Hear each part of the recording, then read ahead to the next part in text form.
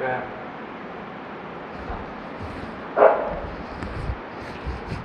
Chalo. Yesterday we started with which topic?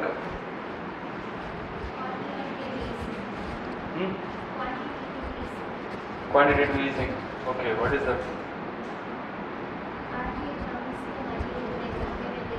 Okay, easing the quantity of money in the market or in the economy.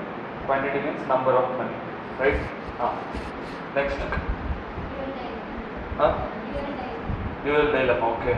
Next. Cost push inflation. Okay. Okay. Federal tightening. Okay. Next. Okay. Next. Repo rate. Okay. Reverse repo rate. Okay. Opportunity cost. Okay. Next. Reserve requirement. Next. SLR. Next.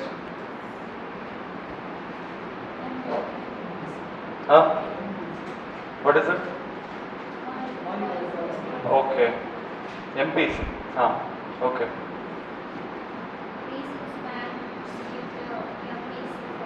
Okay. Okay. Okay. What? Okay. Nudge was the last topic, right? What is nudge? A slight push for positive outcome. Finish. Interest rate we discussed, right? Nominal interest rate, real interest rate. What is nominal interest rate? It is the interest rate given by the bank. It is also having the effects of inflation. If we subtract the effect of inflation, that will become real interest rate, real inflation or real interest rate. Today we will discuss about GDP, GNP and all, and in that also real GDP, nominal GDP, and we are following which kind of GDP, real or nominal. GDP, what is the GDP of India today? Okay, in terms of trillion dollar, it's around $3.6 trillion, and our focus is to $5 trillion for 2025. Okay, so $3.7 trillion means it is a nominal GDP or real GDP. It's actually not real GDP. It's for the namesake GDP, real GDP. That means the effect of inflation is there in that. If we subtract that, the effect of inflation from that GDP, that will become real GDP. How you will subtract? There is a formula for that, and there is a base here. Everything is there. Let us discuss later. Okay. But direct and indirect tax we discussed it, right? Okay. Ticketing is a method of taxing.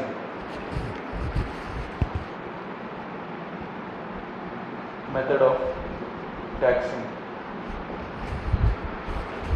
One is progressive tax and another one is regressive tax. Progressive tax and another one is regressive tax. Regressive tax. Okay. Something progressive means what? Consider this is the tax rate. Progressive tax, this is the tax rate and this is the income. Consider a person, his income is less. Listen, consider a person, his income is less and the tax rate for that person is also less. The government which putting tax on that person is also less. If the income of the person is more, the tax rate, this is tax percentage, not the amount, tax percentage. If the income of the person is more, the tax percentage on that person, if it is more, then it is called progressive tax. It is kind of progressive, right? For elites it is more, for the poor it is less. Regressive means what? Same, but ulta. Again, if the tax rate for the richer people is less compared to the tax rate of the poor people, then we call it as a regressive tax. Like this is the tax rate and this is the income. If the income of the person is less, my tax rate, this tax rate would be more. If the income of the person is more, then the tax rate would be less, like this, regressive. Okay, this is regressive and this is progressive. This is progressive. This is regressive. These are two kinds of tax system. Some of the countries follow regressive, some of the countries follow progressive.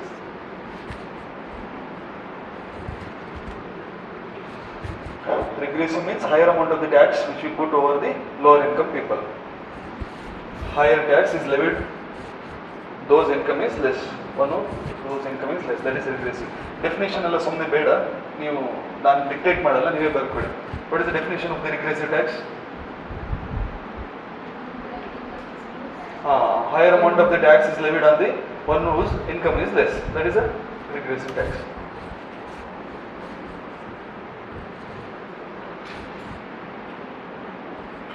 GST is, what is GST?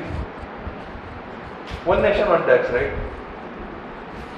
One nation, one tax, like not one rate. It is a one nation, one tax, but not one rate. How? There is a difference in the GST also. In GST is a one nation, one tax. That is true. Like if you pay GST in Kashmir also same. If you pay GST in Kerala also same. The rate of GST is same. But depending on the income, the slab of GST is also changes, and there are different slabs within GST also. First, complete it, then I will explain. Or take heading as a GST, subheading. There are different kinds of the slabs in the GST: 0%, 5%, 12%, 18%, 28%. These are the different kinds of slabs in GDP. Multiple slabs, making the tax artificially progressive. See, why India following these kinds of the taxes? Ellaರಿಗೂ same ಇರಬಹುದಿತ್ತಲ್ವಾ? Like depending on the rate, why we are following this? To make GST looks like a progressive.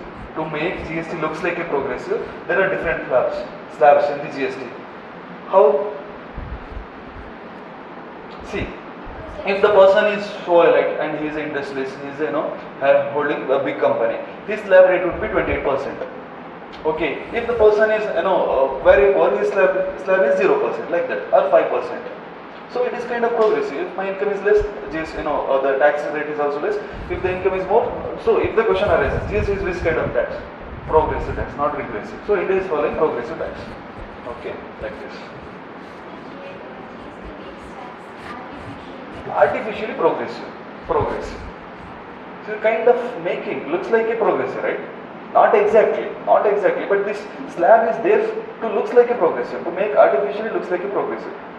The slabs, different slabs, and this numbers is very important. Sometimes idane kodtare usually 0, 5, 12. This is a standard number. Sunne bardidalla. Okay, standard number. Idan hige tagolli. Hige irodu GST ಒಳಗೆ 0%, 5%, 12%, 8% and 28%. ಇದು ಒಂದ್ಸತಿ ಕೇಳಿದ್ದಾರೆ ಯಾವುದೋ state government exam ಅಲ್ಲಿ. Or take heading is a proportional tax.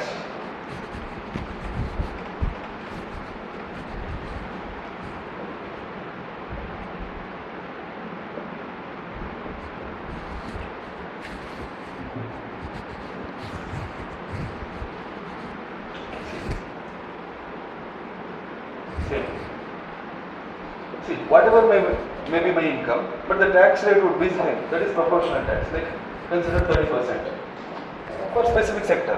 Like consider there is one kind of manufacturing sector. Now we produce ಮಾಡಿದ್ರು ಸಮೇತ. It may be a small manufacturer, it may be big manufacturer. For that product, it is 30% tax. So it is a proportional tax. Okay. So the tax come into effect with the number of that product. Like if the manufacturer produces less, his tax would be less. If the manufacturer produces in a huge amount, his tax is also huge. So depending on his number of the product is tax going to decide, but the tax rate would be same, like 30%. There is no difference in the tax rate. Because of number of the production, the tax amount may differ, but the tax rate would be fixed, that is proportional tax. Constant, you can say constant, not change.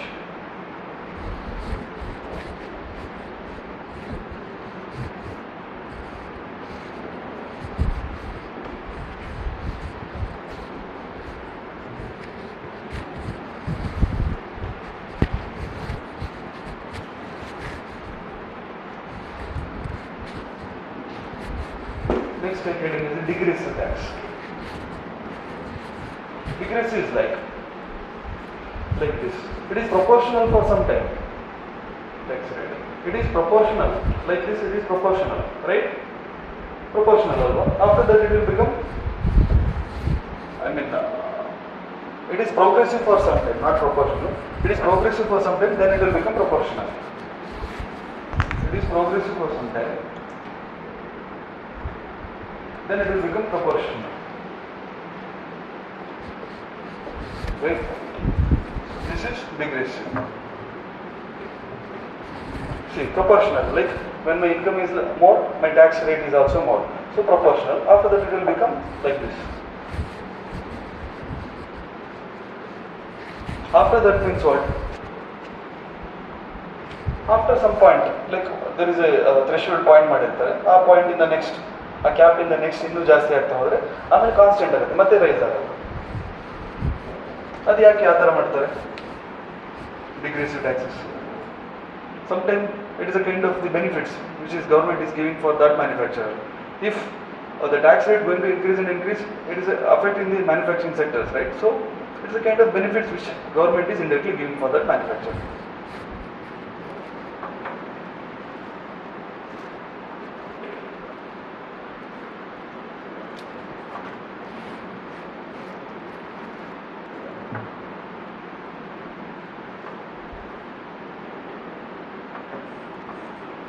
Okay, or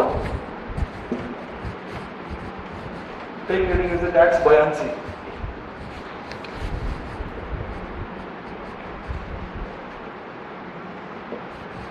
Tax buoyancy. First, write the definition, then you will come to know. If the GDP is increasing by 1%,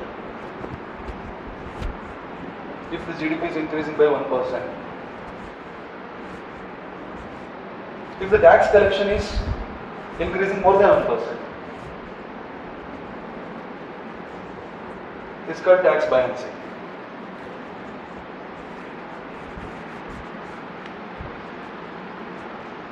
It is nothing but tax to GDP ratio. Okay, tax buoyancy is equal to tax to GDP ratio. See, what is the definition? GDP increased by 1%. If the tax collection is increasing by more than 1%, then we call it as a tax buoyancy. So, when GDP increases, the tax collection should also be increased. That is the idea.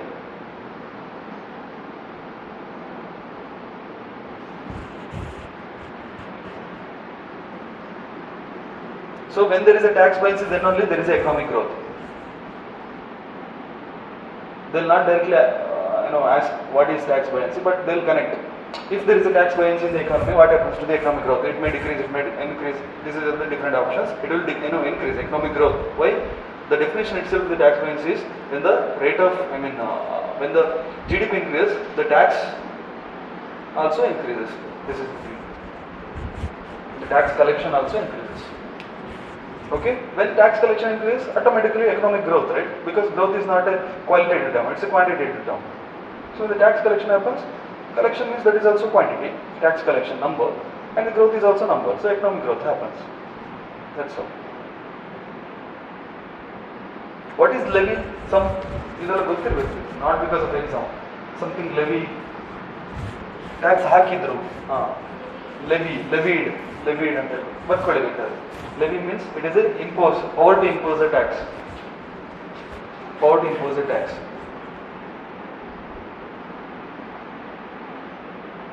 Okay, this levy concept is there in which list of the 7th schedule? Like in 7th schedule of the constitution, there is different list like state list, central list, and concurrent list. This levy comes under state list. Okay. Weights and measures. Weights and measures. Before it is on a state list, today it is on a concurrent list. Okay. Weights and measures, today it's in a concurrent list. I guess I told you while doing polity. In polity notes, okay. On 24th Constitutional Amendment Act, Madam Indira Gandhi, forest, education and weights and measures, she just shifted from state list to concurrent list. Okay, this weights and measures, it is today's current affairs. Bangalore weights and measures problem like shops scale Bluetooth connect remote into ಅದರಲ್ಲಿ ಮೋಸ ಮಾಡ್ತಾ ಇದ್ದಾರೆ. So ಅವರು officials ಬಂದು ಅದನ್ನ seize ಮಾಡ್ತಾ ಇದ್ದಾರೆ. So may be state government exam question ಬರ್ಬೋದು. weights and measures is in a which list of our 7th schedule? It's in a concurrent list. Not this one. Levy is in a state list. That's it.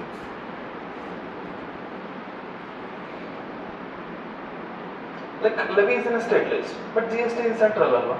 So how it is? Levy is in a state list, but the entire tax is a part of the government only. So central government is having all power to levy tax in any states or for entire India. Central government has power to levy tax on entire India. Okay, it is not like other subjects. For other subject, if it is in a state list, central government not able to directly intervene in that matters. So this is all. Okay, take cess as a cess. What is cess? Education cess, health cess, open defecation free cess. What is this? Cess. This is the extra amount which the central government going to collect from us after our tax. This is not just a tax; it is extra amount. While tax paying, the taxpayer also pay some extra amount along with his tax. This extra amount, previously they will mention where it is going. For the tax payment, they will not mention. Mention they will just collect our money, right? ಅದು ಎಲ್ಲಿಗೆ ಹೋಗುತ್ತೆ? Central ಪೋಲಿಗೆ ಹೋಗುತ್ತೆ. Central ಪೋಲಿಂದ budget announce ಆಗುತ್ತೆ. Budget ಇಂದ ಆ ಮನಿ ಎಲ್ಲಿ ಬೇಕಾದ್ರೂ ಹೋಗ್ಬೋದು. That is not under hour control. But for cess what they will do before collecting money only, they will show us the place where it is going. They will show us the place. I mean, if the cess is on education cess, ಅಲ್ಲಿ correct ಆಗಿರೋ ಮನೆ ಎಜುಕೇಷನ್ಗೆ ಹೋಗ್ಬೇಕು. If the cess is on health cess, ನಾವು health ಸೆಸ್ಸಿಗೆ ಅಂತ amount ಕೊಟ್ಟರೆ ಅದು ಹೆಲ್ತ್ಗೆ ಹೋಗ್ಬೇಕು. So before collecting only they will show the where it is going, they will show the space where they are spending that money, like that. Okay, cess. So it is additional tax, not like tax ಒಳಗೆ ಬಂದಿರುತ್ತೆ, ಆಗಲ್ಲ. It is additional tax. You can say tax on tax, what ever. For a specific purpose. Actually, this is a definition. Tax on tax for a specific purpose. Tax on tax. Why we call tax on tax? Because this is we are paying while paying our normal tax. This is a tax while paying. We are paying while paying our normal tax. That's why it is a tax on tax, and that too for a specific purpose, right? That's why it is a tax on tax for a specific purpose. This is a definition. Okay. And it is indirectly mentioned in Article 270 of our Constitution. So, if the question is like, there is no mentioning, indirectly it is mentioned in Article 270. All those taxes which will not be shared with the states. Okay. Like under Article 270, it talks about some of the financial, central government financial power. In that financial power, it talks about this is the central government external power, that these are the cess or these are the amount which is collected maybe from the states, and state government don't have any control over this kind of pool of amount, because only central government having control. So cess is related to central government, not related to state government. Okay, that is what mentioned in Article 270. The taxes which will be not shared with the state government, it is directly for the central government. Okay.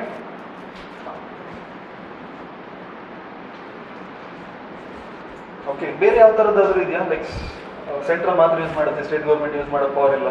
ಬೇರೆ ಯಾವ್ದಾದ್ರು article mention ಆಗಿರೋದು? Article 268 and 269 ಅದೇ ಇರೋದು ಸ್ಟೋರಿಗಳು. Like the money which is collected in this entirely central government money, it should not be 268 and 269. It should not be, share with the states ಅಂತ. No worries, ಅದೆಲ್ಲ ಮುಂದೆ ಗೊತ್ತಾಗುತ್ತೆ, current affairs ಅಲ್ಲಿ ಬರುತ್ತೆ.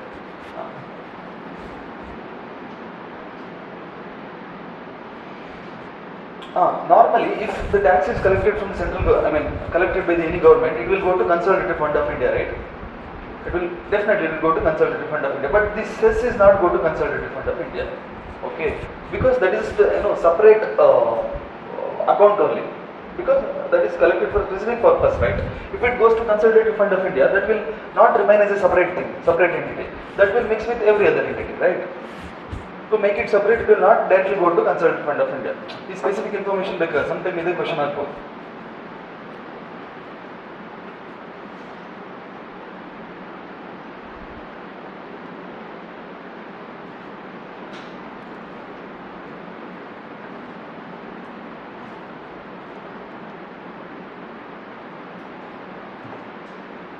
Okay, what is surcharge? Surcharge ಅಂತನೂ ಇದೆಯಲ್ಲ. Surcharge is like a cess only. This is also tax on tax, but surcharge, cess and surcharge. But this is for the huge amount.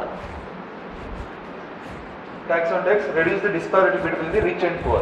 Because for the rich, they will levy huge amount of surcharge for the rich. So it is a kind of decrease in the disparity between the rich and poor. Surcharge. Surcharge is also kind of tax on tax. Now putting on a huge number for the rich people, it reduces the disparity between the rich and poor. And you know this cess is indirectly mentioned in Article 270, right? Cess is indirectly mentioned in Article 270, but surcharge is directly mentioned in Article 271. Article 271. Directly mentioned, not indirectly. And it is, rest everything is same, like it is not shared with the states or union territories, like that.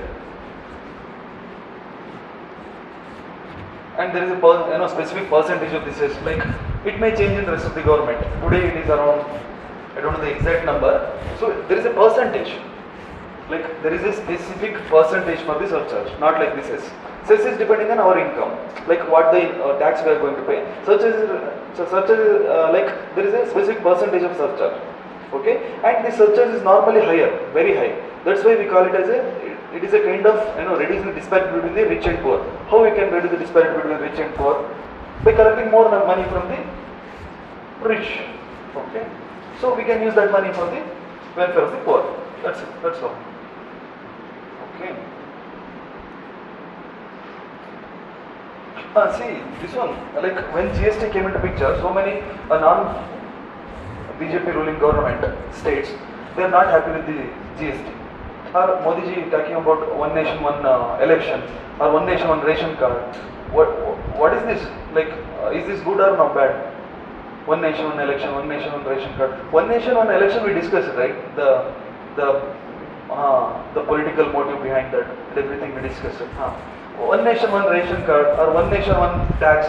This is GST is one nation, one tax, but the rate may be different. But the one nation, one tax. The tax amount is same wherever you go. See, what is this? Is this good or bad?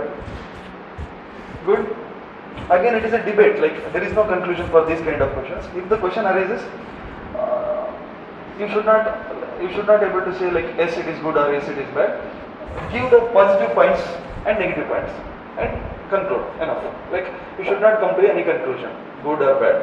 But look at the government and write the conclusion. Like that. Okay.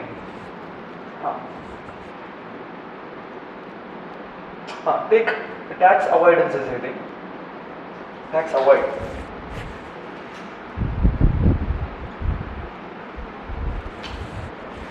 ಆಗಿದೆಯಾ? Tax avoid, tax evasion. ಎರಡು ಆಗಿದೆಯಾ? Okay. What is tax avoid and tax evasion? Legally finding the loopholes and everything. Tax evasion is not legally, like ಅಲ್ಲಿಗೆಲ್ಲ ಕಳಿಸಿ round ರೋಡ್ಗೆ ಬಂದು ಮಾಡಿದ್ರೆ ಏನಪ್ಪ ಗೊತ್ತಿದ್ರೆ ಆಯ್ತಲ್ಲ.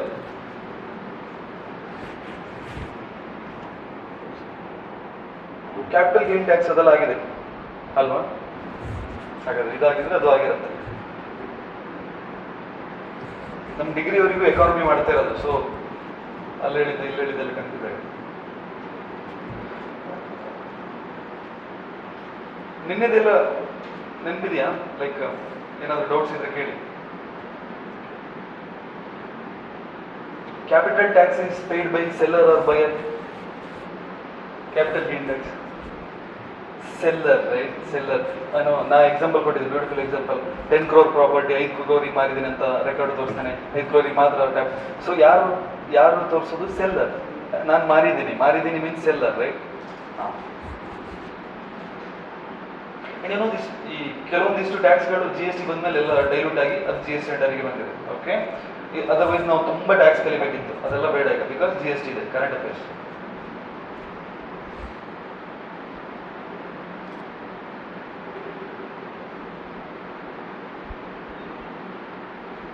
Okay, take heading is a dividend distribution tax.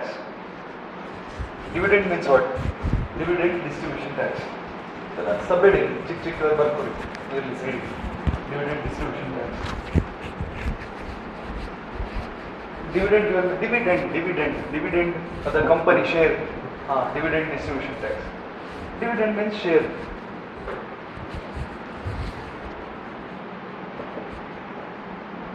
Dividend distribution tax. See, normally the company owner used to distribute his shares, right? And the profit which arises out of that company is normally shared with every other shareholders of that company. And these shareholders, they are not going to pay the taxes for their profit. But the company owner, one of founder is there, no? That owner going to pay the taxes from all the shareholders. He is the kind of, hand for all the shareholders to pay taxes to the government. That is dividend distribution tax. Like the profit of each and every shares is going to pay by a single person to a government. Company profit ಬಂದಿರುತ್ತಲ್ವ, ಅದು dividend ಅಲ್ಲಿ shares ಆಗಿ ಎಲ್ಲ ಯಾರ್ಯಾರ ಹತ್ರ ಎಷ್ಟು share ಇರುತ್ತೆ ಅವ್ರಿಗೆ ಪ್ರಾಫಿಟ್ ಹೋಗಿರುತ್ತೆ. ಬಟ್ ಟ್ಯಾಕ್ಸ್ ಕಟ್ಟೋದು ಮಾತ್ರ ಕಂಪನಿ ಓನರ್ ಕಟ್ತಾ ಇರ್ತಾರೆ. It is dividend distribution tax. The tax levied on the dividend distribution which is paid by the company which it is distributing, not the shareholder. It is paid by the company. ಇಷ್ಟು ಗೊತ್ತಿದ್ರೆ sir, dividend distribution tax shareholder ಕಟ್ಟೋದಲ್ಲ. ನನ್ನ ಹತ್ರ ಇನ್ಫೋಸಿಸ್ ಒಂದು 4 share ಇದೆ, ಅದರಲ್ಲಿ ನನಗೊಂದು 100 rupees profit ಬಂದಿದೆ. ನಾನು ಅದರಲ್ಲಿ 10 rupees ತೊಗೊಂಡು ಗೌರ್ಮೆಂಟಿಗೆ ಕಟ್ಟಾರೆ, ಇನ್ಫೋಸಿಸ್ ಓನರ್ ಕಂಪ್ನಿ ಅವ್ರು ತೊಗೊಂಡು ಕಟ್ತಾರೆ ಅಷ್ಟೇ.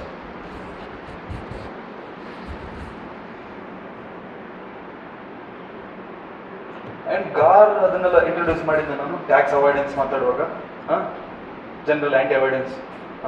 And now days it become truthless ಇದೆಲ್ಲ ಪೇಪರಲ್ಲಿ ಬರ್ತಾ ಇದೆ, ಹಾಗೆ ಏನಪ್ಪ.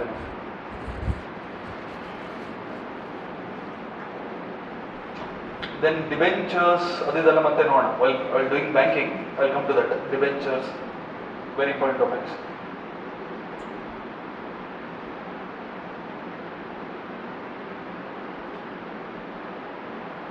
Okay. Custom duty, ಅದೆಲ್ಲ ಆಗಿದೆ ಅಲ್ವಾ? Countervailing duty ಆಗಿಲ್ಲ? Okay, take CVD, countervailing duty. Countervailing duty. Normally custom duty where we will put or where we will levy. Duty means what? Something tax for the import and export. Custom duty where we will pay or where we will put. Custom duty, like this is the country's port.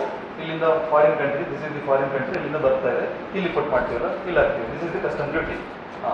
This is for our import, custom duty.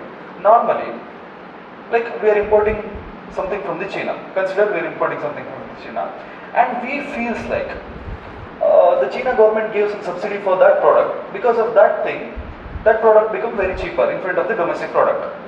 Because of the subsidy which is given by the China government to that product become cheaper in front of the domestic Indian manufacturer product. So to avoid that, to make our domestic market as competitive, to make our domestic product as competitive for the China's product which is entering into our India, we put some of the countervailing duties. See, something to counter the subsidy which is given by the China's government for that product, we are putting duty so that we normalize this subsidy which is already given by the China government. We normalize it. ಅದರಿಂದ ಸ್ವಲ್ಪ ಏನಾಗುತ್ತೆ, price ಜಾಸ್ತಿ ಆಗುತ್ತೆ. And our domestic market, our domestic producer for the same product, same kind of product, they become benefited, and as well as government also become benefited because of that revenue. Okay, this is countervailing duty. To counter the duty which is already given by the some other country for that product. to make our domestic products more competitive in front of the product. This is the story. ಅರ್ಥ ಆಯ್ತಾ? ಎಂತ ಇದೆ?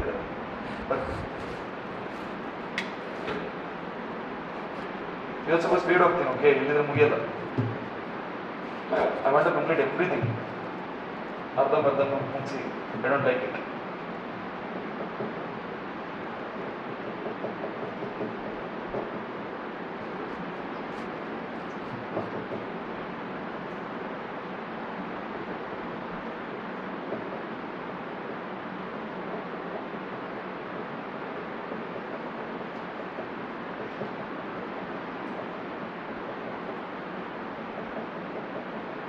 GST is a destination-based tax. Okay, remember this. Remember statement verbal. Destination-based tax. Normally, like ಕರ್ನಾಟಕದಿಂದ ಆಂಧ್ರಕ್ಕೆ ಹೋಗ್ತಾ ಇದೆ, ಆಂಧ್ರ ಪ್ರದೇಶಕ್ಕೆ ಹೋಗ್ತಾ ಇದೆ. ಓಕೆ, ಆ್ಯಂಡ್ ಕರ್ನಾಟಕದಲ್ಲಿ ಮ್ಯಾನುಫ್ಯಾಕ್ಚರ್ ಆಗಿದೆ ಆ ಪ್ರಾಡಕ್ಟ್, ಆಂಧ್ರ ಪ್ರದೇಶದಲ್ಲಿ ಯೂಸ್ ಮಾಡ್ತಾ ಇದ್ದಾರೆ.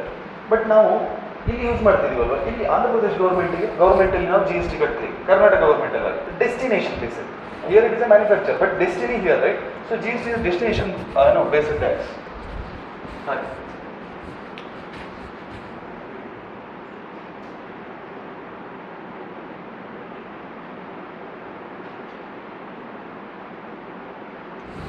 And you know GST compensation adidella gottidya, like when GST was formed, so many state governments, one where the non-BJP government is there, they just revolted against this GST. Like, this is not good because state is a, levy is a state subject, and you are indirectly bypassing our what we call authority to put tax, and you are taking all our state's wealth indirectly, and you are not even giving consult fund of India, you are not even giving a proper taxes or proper money to state government. So we are at the back end. So this is not good. Like this, there is so many criticism over GST. So the then central government told, like, we will give you compensation for the GST for 2 terms, like 5 years, 10 years ಅಲ್ಲಿ ತನಕ ನಾವು compensation ಕೊಡ್ತೀವಿ ಅಂತ. Compensation ಅಂದ್ರೆ ಹೇಗೆ? Depending on ನಾವು ಎಷ್ಟು GDP ಕಟ್ತೀವಿ, GDP ಅಲ್ಲ, GST ಕಟ್ತೀವಿ ಸ್ಟೇಟಿಗೆ, ಅದರಲ್ಲಿ ಒಂದಿಷ್ಟು ಅಮೌಂಟನ್ನು ಆಸ್ ಲೈಕ್ ದಟ್ ವಾಪಸ್ ಬರುತ್ತೆ ನಮಗೆ. ಆ ಥರ GST ಕಾಂಪನ್ಸೇಷನ್ ನಮ್ಮ ಸ್ಟೇಟಿಗೆ ವಾಪಸ್ ಬರುತ್ತೆ. ಅದನ್ನು ಇನ್ನೂ ಎಕ್ಸ್ಟೆಂಡ್ ಮಾಡಬೇಕು. ಈಗ ಆಲ್ರೆಡಿ 10 ಇಯರ್ಸಿಗೆ ಅಂತ ಏನೋ ಮಾತಾಡಿದ್ದಾರೆ, ಅದು ಸಾಕಾಗಲ್ಲ, ಇನ್ನೂ ಎಕ್ಸ್ಟೆಂಡ್ ಮಾಡಬೇಕು ಅಂತೇಳಿ ಡಿಸ್ಕಷನ್ಸ್ ಎಲ್ಲ ನಡೀತಾ ಇದೆ. ಗೊತ್ತಿಲ್ಲ, current affairs. Okay,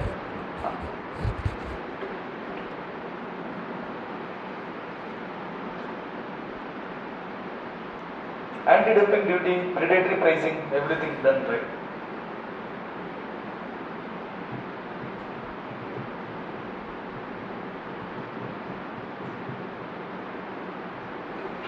Special safeguard duty, take SSD.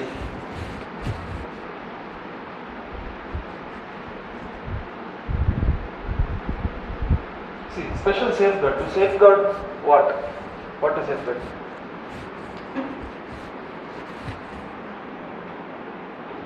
To safeguard the price of a particular product, the government is putting tax on the manufacturer.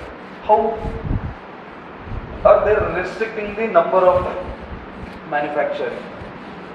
See, to protect the price of a particular product, government is putting a tax on a particular manufacturer.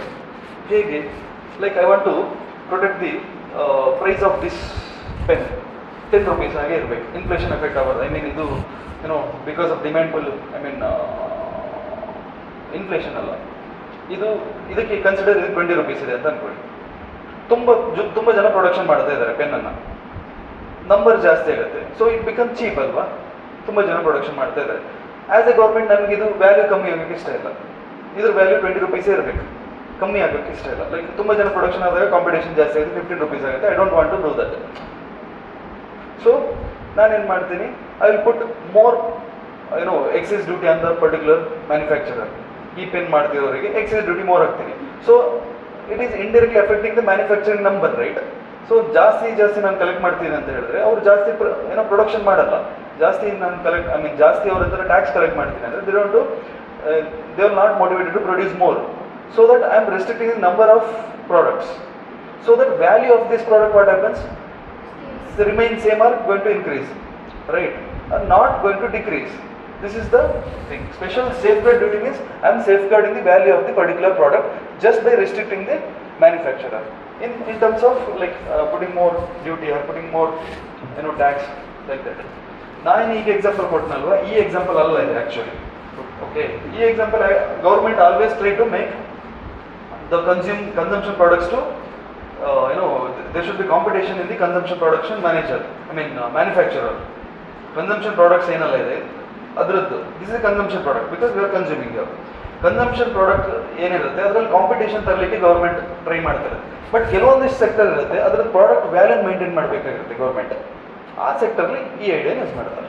Okay, cheap ಆಗಬಾರ್ದು ಕೆಲವೊಂದು products. Government want to maintain the value like that. And what is the difference between grants and the loan? Grants is you are not liable to repay back. Loan means you are liable to repay back. See, when you are not liable to repay back means there is no concept of interest rate. Loan may be concept of interest rate. If it is 0% loan means there is no concept of interest rate, and if it is an interest rate loan means there is an interest rate concept. So for grant there is no interest rate concept at all because you need not to repay back.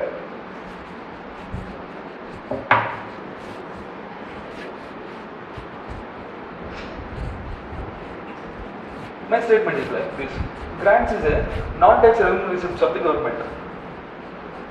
Non-tax revenue receipts of the government. Non-tax revenue receipt of the government. Yes or no? Grants, non-tax, it is not a tax. Revenue, not capital, revenue. Receipt, ಹೊರಗೆ ಹೋಗ್ತಿಲ್ಲ, receipt. Yes, right?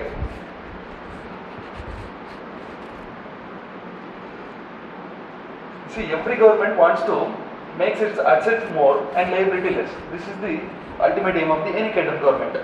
Whatever may the ideology of the government. See, you know this, in our India, like the number of political parties having their own ideology. Those ideologies just came to power.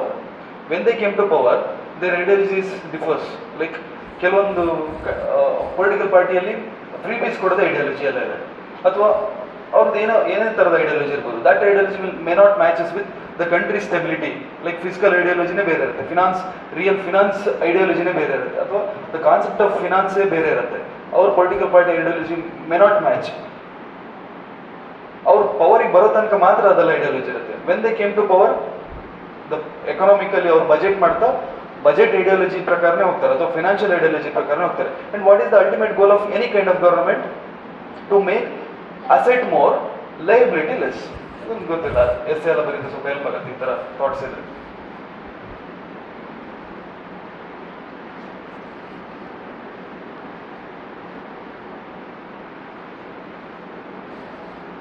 See, mention any non-tax revenue receipts.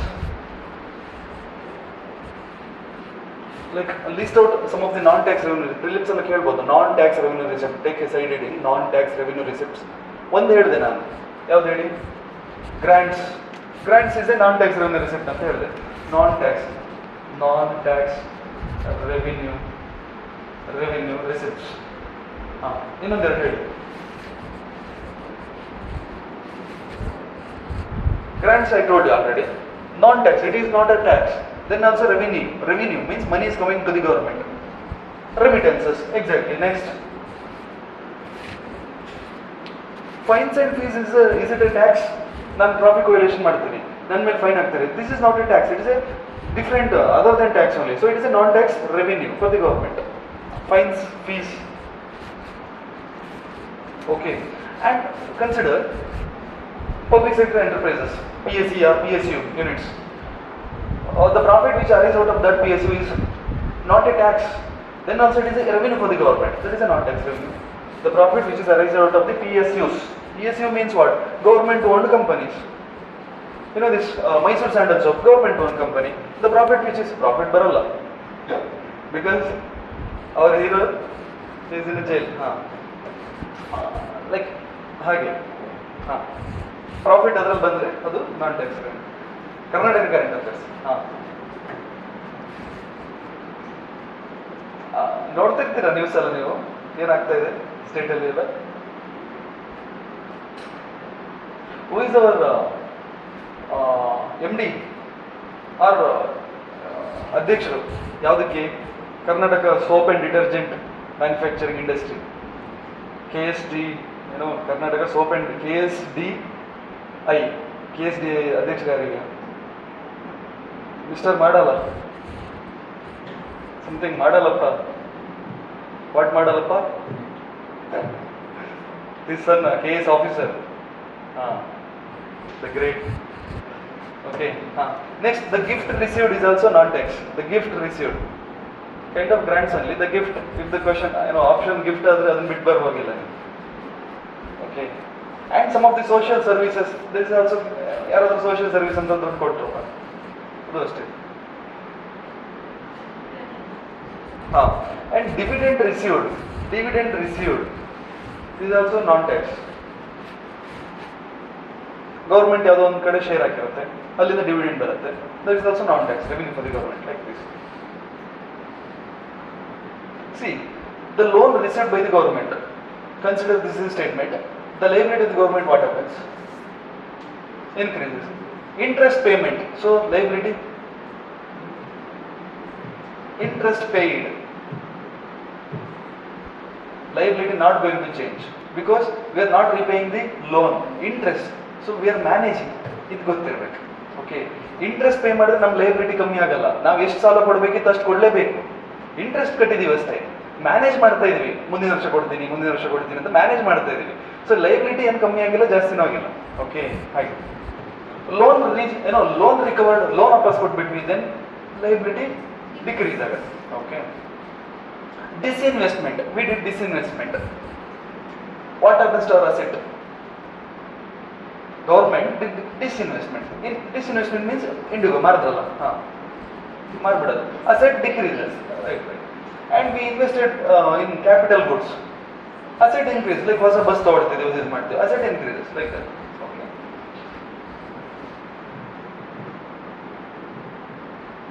See, some of the expenditures of the government is futile expenditure ಅಂತ ಕರೀತಾರೆ, like economist. Actually that is not a futile, but ಅದೊಂದು concept ಇದೆ ನೋಡ್ಕೊಂಡು. Futile expenditures.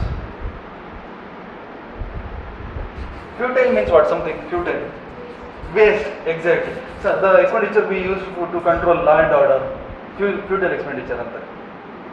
Law and order, like ಏನೋ ಒಂದು communal clashes ಆಗುತ್ತೆ, mob lynching ಆಗುತ್ತೆ, ಅಲ್ಲೊಂದು ಏನೋ ಒಂದಿಷ್ಟು ಎಕ್ಸ್ಪೆಂಡಿಚರ್ ಮಾಡ್ತೀವಿ ಅಲ್ವಾ?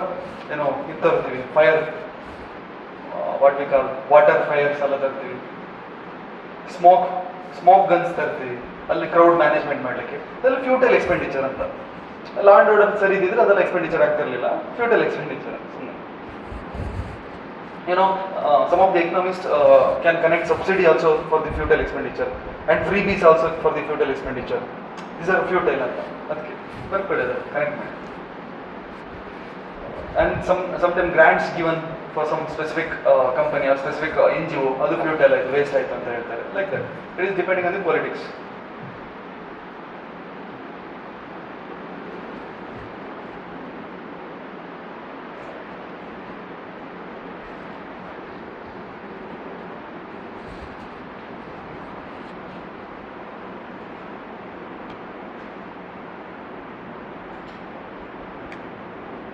And effective revenue deficit ನಾವು ಮಾತಾಡಿದೀವಿ ಅಲ್ವಾ?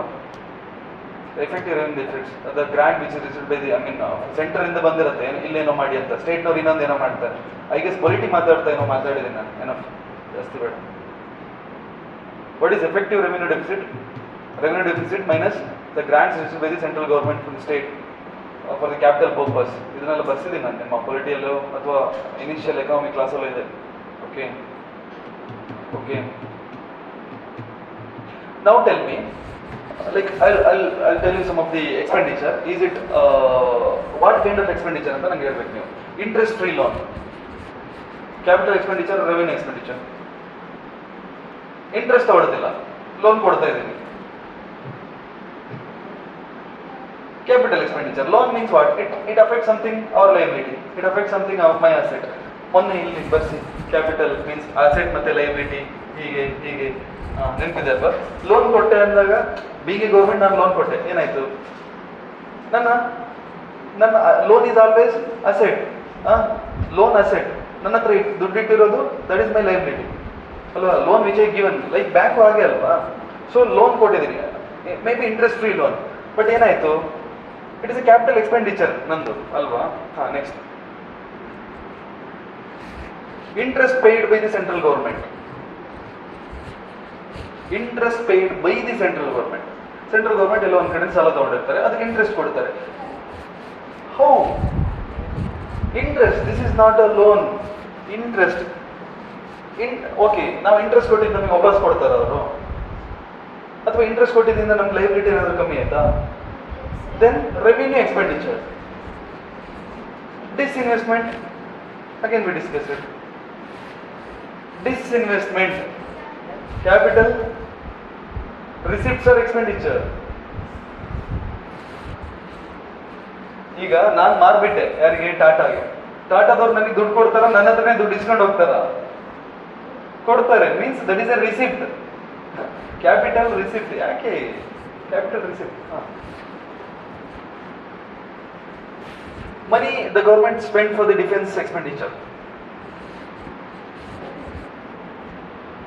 like for the salary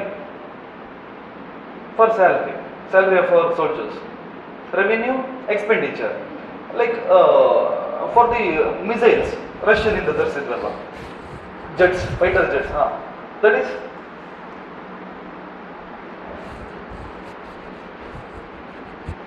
ನಾವು ಯಾಕೆ ತರಿಸಿದ, ಅದನ್ನು ಸೇಲ್ ಮಾಡಕ್ಕೆ ತರಿಸಿದ್ದ, ಅದನ್ನ ಕನ್ಸಂಪ್ಷನ್ ಮಾಡಿ, something we use it for consumption, that is how it will become capital. Revenue expenditure. ಅದನ್ನು ನಾವು ಸೇಲ್ ಮಾಡಿದ್ರೆ ಬೇರೆ ಯಾವ್ದಾದ್ರು ಕಂಟ್ರಿಗೆ ಸ್ವಲ್ಪ ಲಾಭ ಜಾಸ್ತಿ ಇಟ್ಟು ಕ್ಯಾಪಿಟಲ್ ಇರುತ್ತೆ, ಲೈಕ್ ದಟ್. ಯಾಕೆ ತರಿಸಿದ್ವಿ? Consumption. If it is consumed means that will become revenue. If we put it as a investment that will become capital.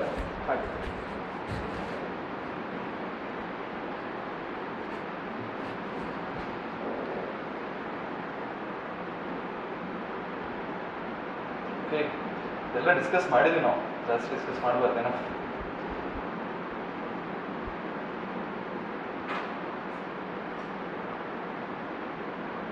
Okay, any doubts? Please ask any doubt. Yes ma'am. Just a second ma'am. ಹಾಂ ಹೇಳಿ. What?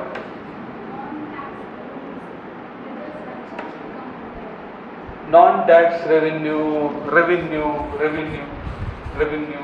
Actually, we will not consider cess as a revenue for the government, because if it is revenue means we can use it for any kind of a purpose. Like ನಮ್ದು ಮಾತಾಡ್ತಾ ಹೇಳ್ತೀವಿ, ಏನೋ ಕರ್ನಾಟಕದ revenues is 3000 crore ಅಂತ, ನಮ್ದು 3000 ಕೋಟಿ budget ಅಂತ ಮಾತಾಡ್ತೀವಿ. ಇಫ್ ಇಟ್ ಇಸ್ 3000 crore ಅಂದ್ರೆ ದಟ್ 3000 crore ಸಮೇತ ನಮಗೆ, sorry not,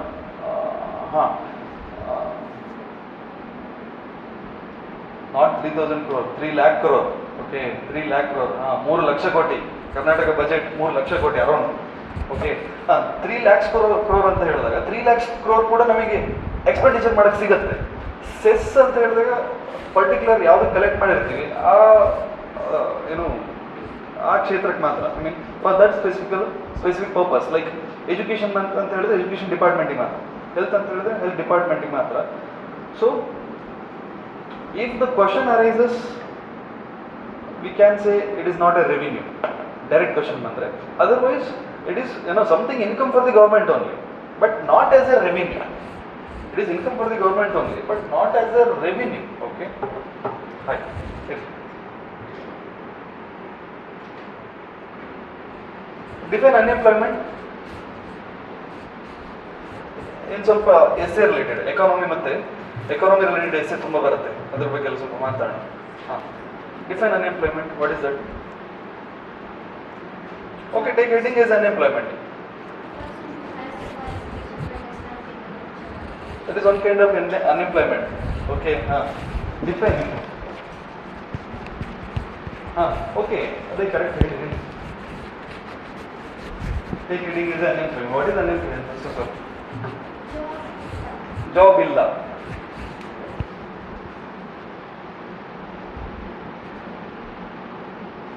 Job illa. Old age people ಒಂದು ಕಡೆ ಇದ್ದಾರೆ, ಅವರಿಗೂ ಜಾಬ್ ಇಲ್ಲ. CBSE ಮಕ್ಕಳಿದ್ದಾರೆ, ಅವರಿಗೂ ಜಾಬ್ ಇಲ್ಲ. ಪ್ರಿಸನ್ ಅಲ್ಲಿ ಪ್ರಿಸನರ್ಸ್ ಇದ್ದಾರೆ, ಅವರಿಗೂ ಜಾಬ್ ಇಲ್ಲ. Is this unemployment? Then what is unemployment? ಆ ಡೆಫಿನಿಷನ್ ತಪ್ಪು. ಬೇರೆ ಯಾವ್ದಾದ್ರು ಅಂತ ಹೇಳಿ.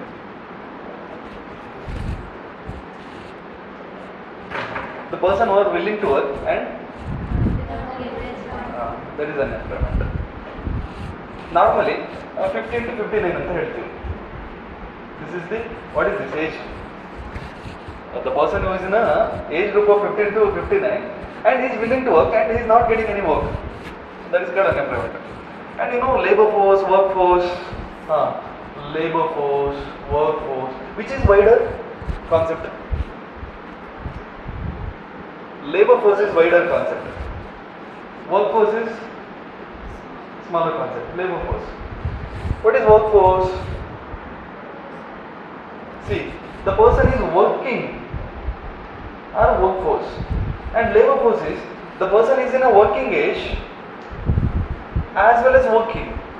Like all the person from 15 to 59. I mean, the person is, if the person is in a working age and he is not working and he is not even willing to work, he is not comes under the labor force. Person is in a working age, that means 15 to 59, and he is willing to work, and if he get the work, he will become working force, and if he is not get the work, then also he will become labor force. Artha agilla? See, workforce means what? You know, people who are working at the workforce, willing to work, and they get, you know, they also get their work, employment ಸಿಕ್ಕಿದೆ. And labor force means somebody is not willing to work, they will not come under labor force. If maybe a 25-year-old boy, ನಾನು 25 years ಇದ್ದೀನಿ, ನನಗೆ ಕೆಲಸ ಮಾಡೋಕ್ಕೆ ಇಷ್ಟ ಇಲ್ಲ, okay, ನನಗೆ ಕೆಲಸನೂ ಸಿಗಲಿಲ್ಲ, I am not a labour force. Okay, I am in an age group of 15 to 59 and I am willing to work. If I get work, then also I am, you know, labor force. If I didn't get work, then also I am labor force. But I am willing. ನನಗೆ ಕೆಲಸ ಮಾಡೋಕ್ಕೆ ಇಷ್ಟ ಇದೆ, then also ನನಗೆ ಕೆಲಸ ಸಿಗ್ತಾ ಇಲ್ಲ, then also I am labor force. Under employment ಅಲ್ಲ, this is not under employment. I am seeking job, I am not getting job, then also I am labor force. Workforce means what? One are willing and he is working. Labor force means what? One are willing. ಇದನ್ನು ಇನ್ನೂ ಚೆನ್ನಾಗಿ ಬರೀಬೇಕಾ? Workforce is equal to one, you know, age group 15 to 59 plus one are working and willing to work. Labor force is equal to, first of all, is 2 plus working plus not willing to work also. No.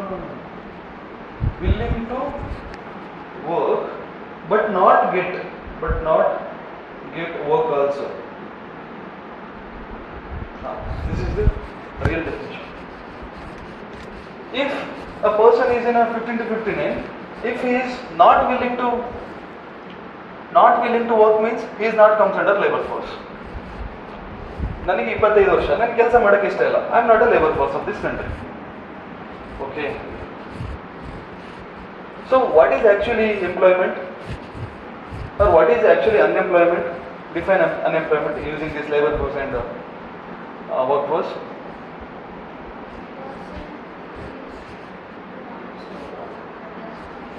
The person is in a working age group and he wants to do work and he is willing to do work, and I mean he is seeking employment, then also he is not getting employment, then that is called unemployment. ಕೆಲಸ ಮಾಡ್ತಿರೋರೆಲ್ಲ unemployed ಅಲ್ಲ, ಅವರು age ಗ್ರೂಪಲ್ಲಿ ಇರಬೇಕು, and they are willing means somebody physically handicapped, he is not willing. Somebody is in prison, he is not willing, They are willing, they are searching for the employment, then also there is no employment, means that is unemployment.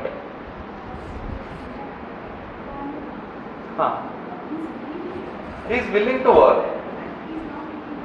not getting job, but not get work also. He is willing to work but not get. Willing to work, working. No. 15 to 15 persons, they are the full set of peoples, and out of these peoples, somebody is working, and somebody willing to work, they didn't get any job, unemployed. Working plus unemployed, or labor force. Working plus unemployed. I mean, these are the different set of people. ಒಬ್ಬರೇ ಅಲ್ಲ ಇದು. ಒಂದಿಷ್ಟು ಜನ work ಮಾಡ್ತಾ ಇದ್ದಾರೆ, ಒಂದಿಷ್ಟು ಜನಕ್ಕೆ work ಮಾಡಕ್ಕೆ ಆಸೆ ಇದೆ, ಬಟ್ ಅವ್ರಿಗೆ ಕೆಲಸ ಸಿಗ್ತಿಲ್ಲ. ಓಕೆ, ವರ್ಕ್ ಮಾಡಕ್ಕೆ ಆಸೆ ಇದೆ, ಬಟ್ ಕೆಲಸ ಸಿಗ್ತಿಲ್ಲ. Then also they will become labour force. ಅಂದ್ರೆ ನೀವು ಡೆಫಿನಿಷನ್ ಕಲಿಯಕ್ಕೆ ಹೋಗಬೇಡಿ, ದಟ್ ಈಸ್ ಯೂಸ್ಲೆಸ್. ನೀವು ಅರ್ಥ ಮಾಡ್ಕೊಳ್ಳಿ, ಜಸ್ಟ್ ಇದನ್ನ ಅರ್ಥ ಮಾಡಿ. ಸಿ, ವರ್ಕ್ ಫೋರ್ಸ್ ಅಂತ ಹೇಳಿದ್ರೇನು? ಆಲ್ರೆಡಿ ವರ್ಕ್ ಮಾಡ್ತಿರೋರಲ್ಲ work force. Already one hour working are work force. Labour force means somebody is willing to work and he is getting work. ಅದಕ್ಕೆ ನಾ ಇದ್ರೊಳಗೆ ಬರ್ದಿದ್ದು labour force also contains work force. ಅದಕ್ಕೆ ಇನ್ನು ಹೊರಗೆ ಬರ್ದಿಲ್ಲ ನಾನು. I write inside the circle only. Labour force also contains work force as well as ಈ ಔಟ್ ಸೈಡ್ ಇರೋರು ಯಾರು? ದಿಸ್ ಇಸ್ ವರ್ಕ್ ಫೋರ್ಸ್ ಅಲ್ವಾ? ಇದು ಒಳಗಡೆ ಇರೋದು ವರ್ಕ್ ಫೋರ್ಸ್. ಈ ಔಟ್ ಸೈಡ್ ಯಾರಿದು? They are the people who are willing to work and they are seeking work, then also they are not getting work. They are unemployed. Okay, they are also labor force. Anta idan bitbidi. This is enough. Are you getting my point? Like, see, labor force something big concept. ಅದರೊಳಗೆ work force ಬರ್ತಾರೆ. Work force ಇರೋರೆಲ್ಲ, see, all work force are under labor force. All work force are labor force. Yes or no? All labor force are work force. Wrong. Workforce plus unemployed is a labor force.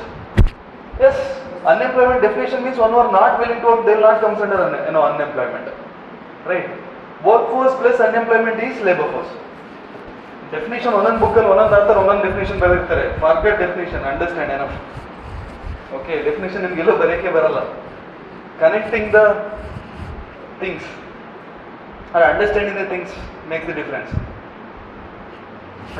Definition ಎಲ್ಲ ಕಲ್ತ್ಕೊಂಡು ಅದನ್ನೆಲ್ಲ ನೆನ್ಪಿಟ್ಕೊಂಡು IS ಆಗಲ್ಲ. ಯಾವಾಗಲೂ ಇಳಿಬೇಕು, ಇಳಿದೋದ್ರ ಮೇಲೆ ಹೇಗೆ ಬೇರೆದಕ್ಕೆಲ್ಲ effect ಆಗುತ್ತೆ ನೋಡ್ಬೇಕು. You must understand the things. ಅದು ಬೇರೆ ಕನೆಕ್ಟ್ ಮಾಡಬೇಕು. ಎಕನಾಮಿಯಲ್ಲಿರೋ ಬೇರೆ ಸಿಚುವೇಶನ್ಸ್ಗೆ ಕನೆಕ್ಟ್ ಮಾಡಬೇಕು. Don't go by the definition. Not only for this. Okay, understand everything, understand. ನಿಮಗೆ ಎಕ್ಸಾಮಲ್ಲಿ ಎಲ್ಲೂ ಡೆಫಿನೇಷನ್ ಎಲ್ಲ ಕೇಳಲ್ಲ, ಎಲ್ಲೂ ನಿಮ್ಗೆ ಡೆಫಿನೇಷನ್ ಬರೀಕೆ ಇರಲ್ಲ. ಓಕೆ, ಇಂಟರ್ವ್ಯೂ ಅಷ್ಟೇ ನಿಮಗೆ ಡಿಫೈನ್, ಕೇಳ್ತಾರೆ. ಇದೆಲ್ಲ ಗೊತ್ತಿರ್ಬೇಕು ನಿಮ್ಗೆ. ಇಂಟರ್ವ್ಯೂ ಹೋಗ್ತಾನೆ ದಿಸ್ ಮೈನ್ಸಿಗೆ ಹೇಗೆ ಓದ್ತೀರಿ, ಇಂಟರ್ವ್ಯೂ ಹೋಗ್ತಾನೋ ಹಾಗೆ ಓದಬೇಕು.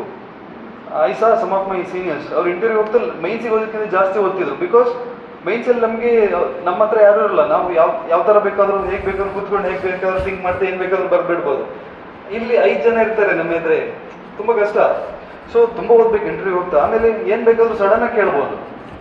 ಓಕೆ, ಇದೆಲ್ಲ ಗೊತ್ತಿರ್ಬೇಕು ಇಂಟರ್ವ್ಯೂ ಹೋಗ್ತಾ. Like if all labour force are work force ಅಂತ ಹೇಳಿದಾಗ ನಮಗೆ ಈ ಡಯಾಗ್ರಾಮ್ ಕಾಣಬೇಕು. ನಾನು ಇವತ್ತು ಬರೆದ ಡಯಾಗ್ರಾಮ್ ನೀವು 3 years ಬಿಟ್ಟು ಇಂಟರ್ವ್ಯೂ ಹಾಲಲ್ಲಿ ಗೊತ್ತಿರ್ತೀರಾ. ಅವಾಗ ನಾನು ಈಗ ಹೇಳ್ತಿರೋಷ್ಟು ನೆನಪಿರ್ಬೇಕು ನಿಮ್ಗಲ್ಲಿ. Otherwise it is impossible. Because 275 marks for interview today. 275 marks. 275. 275. 1750 plus 1750 plus 275. 2025. Yes, 275 marks for interview. Okay. ಎಷ್ಟು 20 ನಿಮಿಷ, 25 minutes. ಅಲ್ಲಿ 5 minutes ನೀವು ಯಾರೋ ಅಂತಂದು ಯಾರೋ ಇದು ಅಲ್ಲೇ ಹೋಗುತ್ತೆ. ಅಲ್ಲಿಗೆ 20 minutes ಮಾತ್ರ. 20 minutesಗೆ 275 marks. Not A joke. Okay, because ಅವರೊಂದು ಅರ್ಜೆಂಟ್ ಸುಮ್ಮನೆ 120 ಕೊಟ್ಟರು ಅಂತ ಮಾಡಿ, ವಿಲ್ ಬಿಕಮ್ IAS. ಓಕೆ, 119 ಕೊಟ್ಟರೆ ವಿಲ್ ಬಿಕಮ್ IPS. ಈ ಥರ ಸಿಚುವೇಶನ್ಸ್ ಎಲ್ಲ ಇರುತ್ತೆ. This is the highest marks. ನೀವು 275 ಏನು 120 ನೋ ಹೈಯೆಸ್ಟ್ ಮಾರ್ಕ್ಸ್. ನಾರ್ಮಲ್ ಎಷ್ಟು ಸಿಗುತ್ತೆ? ಅರೌಂಡ್ 60 to 70 ಮಾರ್ಕ್ಸ್ ಇರುತ್ತೆ ಅಷ್ಟೇ ಇಂಟರ್ವ್ಯೂಗೆ, ಕೊಡಲ್ಲ ಮಾರ್ಕ್ಸ್. ಜೋರಾಗಿ ಹೇಳಿದ್ರು ಪ್ರಾಬ್ಲಮ್, ನಿಧಾನ ಹೇಳಿದ್ರು ಪ್ರಾಬ್ಲಮ್, ನೀವು ಗೊತ್ತಿರೋದೆಲ್ಲ ಹೇಳಿದ್ರು ಪ್ರಾಬ್ಲಮ್, ಹೇಳದಿದ್ರು ಪ್ರಾಬ್ಲಮ್. ಸೊ ತುಂಬ ಚೆನ್ನಾಗಿದೆ ಇಂಟರ್ವ್ಯೂ.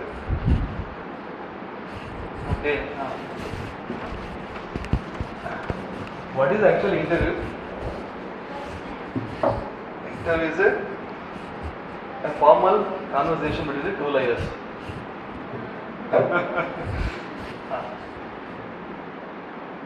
ಇಂಟರ್ವ್ಯೂ ಅಲ್ಲಿ ಡಿಸ್ಕಷನ್ ಆದ ಹಾಗೆ ನಮ್ಮ ದೇಶದಲ್ಲಿ ಕರೆಕ್ಟಾಗಿ ಇಂಪ್ಲಿಮೆಂಟ್ ಆಗಿದೆ, ನಮ್ಮ ದೇಶ ಹೀಗಿರ್ತಿರ್ಲಿಲ್ಲ. Why want to become IAS? I want to wipe the tears of the poor. ಆಮೇಲೆ ಕೇಳಿ ಕೇಳಿ ಕೇಳಿ ಅವರಿಗೂ ಸಾಕಾಗಿರುತ್ತೆ. ಸೊ ಆಗಲ್ಲ ಹೇಳ್ಬೇಡಿ, ಸಮಥಿಂಗ್ ಪ್ರಾಕ್ಟಿಕಲ್ ಆಗಿ ಹೇಳಿ. Okay, practical, be practical, that will lead you some 2-3 marks extra. Because they know already ಅವರೆಲ್ಲ 25-30 ವರ್ಷ ಸರ್ವಿಸ್ ಮಾಡಿರ್ತಾರೆ. ನಮ್ಮ ಥರದ ಲಕ್ಷ ಜನರು ನೋಡಿರ್ತಾರೆ, ಗೊತ್ತಾಗ್ಬಿಡೋದು. ಮುಖ ನೋಡ್ತಾ ಇರುವಾಗಲೇ ಹೌ ಇಸ್ ದಿಸ್ ಪರ್ಸನ್ ಅಂತ ಗೊತ್ತಾಗುತ್ತೆ. Okay, and be happy, be confident. ನಮ್ಮ ಹಣೆ ಮೇಲೆ ಬರೆದಿದ್ರೆ ಯಾರು ಕೆಲವು ಹೇಳ್ಸೋಕ್ಕಾಗಲ್ಲ, ಬರೆದಿಲ್ಲ ಅಂತ ಹೇಳಿದ್ರೆ ಅಲ್ಲಿ ಯಾರು ಕೂತ್ಕೊಂಡ್ರು ನಮಗೆ ಕೆಲಸ ಕೊಡೋಕ್ಕಾಗಲ್ಲ. That's it. ಓಕೆ, ಆಮೇಲೆ ಅವ್ರೇನು ಯಾರು ನಮ್ಮ ಒಂದು 20 years ಬ್ಯಾಕ್ ನಮ್ಮ ಥರನೇ ಇದ್ದಾರಲ್ವಾ, 25 years back. They are not god. Finish. Okay, take unemployment. ಒಂದು ಫಾರ್ಮುಲಾ ಬರೀರಿ ನೋಡೋಣ. ಒಂದು ಫಾರ್ಮುಲಾ ನೀವೇ ಬರೀರಿ ಅನ್ಎಂಪ್ಲಾಯ್ಮೆಂಟ್ಗೆ. ಲೇಬರ್ ಫೋರ್ಸ್ ಅದು ಇದೆಲ್ಲ ಕೊಟ್ಟಿದ್ದೀನಿ.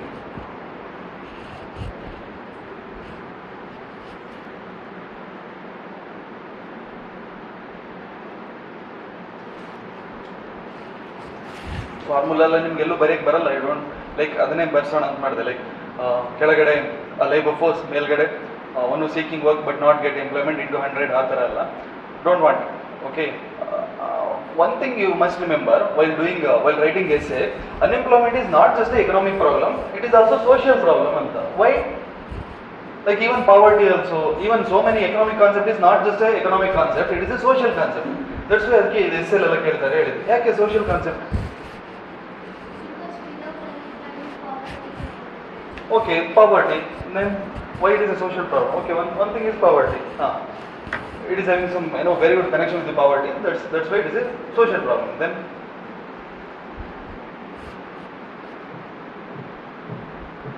what is the reason for unemployment in India?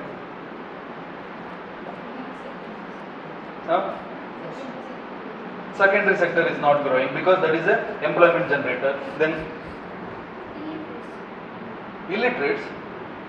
Actually, this one of this report from the government side, the main reason for unemployment today's unemployment is the literacy rate is rising day by day. This is the main reason. Before, if you look at 50 years back, there is no woman education, or you can say girls education. Today, and they are the half of our population. Today, half of our population, they are the competitor for the same kind of job. ಮೊದಲು job ಅಂದರೆ boys, ಅಲ್ಲಿ competition ಕಮ್ಮಿ ಇತ್ತು. ಈಗ extra half set of peoples they just added for the same job. ಅಷ್ಟೇ job ಇರೋದು, extra ಇನ್ನೊಂದು half ಜನ ಆ್ಯಡ್ ಆಗ್ತಿದ್ದಾರೆ. So literacy level, increasing literacy level, that to among women is the another reason for unemployment today. Okay, ಇದನ್ನು miss ಮಾಡಬೇಡಿ. ನೀವು literacy rate ಕಮ್ಮಿ ಆಗಿ ಅನ್ಎಂಪ್ಲಾಯ್ಮೆಂಟ್, ನೋ ಉಟ್ಕೊಳ್ಳಿ. ಲಿಟ್ರಸಿ ರೇಟ್ ಕಮ್ಮಿ ಆಗಿಲ್ಲ, ಲಿಟ್ರಸಿ ರೇಟ್ ಜಾಸ್ತಿ ಆಗಿದ್ರಿಂದ ಅನ್ಎಂಪ್ಲಾಯ್ಮೆಂಟ್ ಆಗ್ತಾ ಇದೆ, ಕಾಂಪಿಟೇಷನ್ ಜಾಸ್ತಿ ಆಗ್ತಾ ಇದೆ. Like that. ಹೌದು, ತುಂಬ ಕಾಂಪಿಟೇಷನ್ ಜಾಸ್ತಿ ಆಗ್ತಾ ಇದೆ.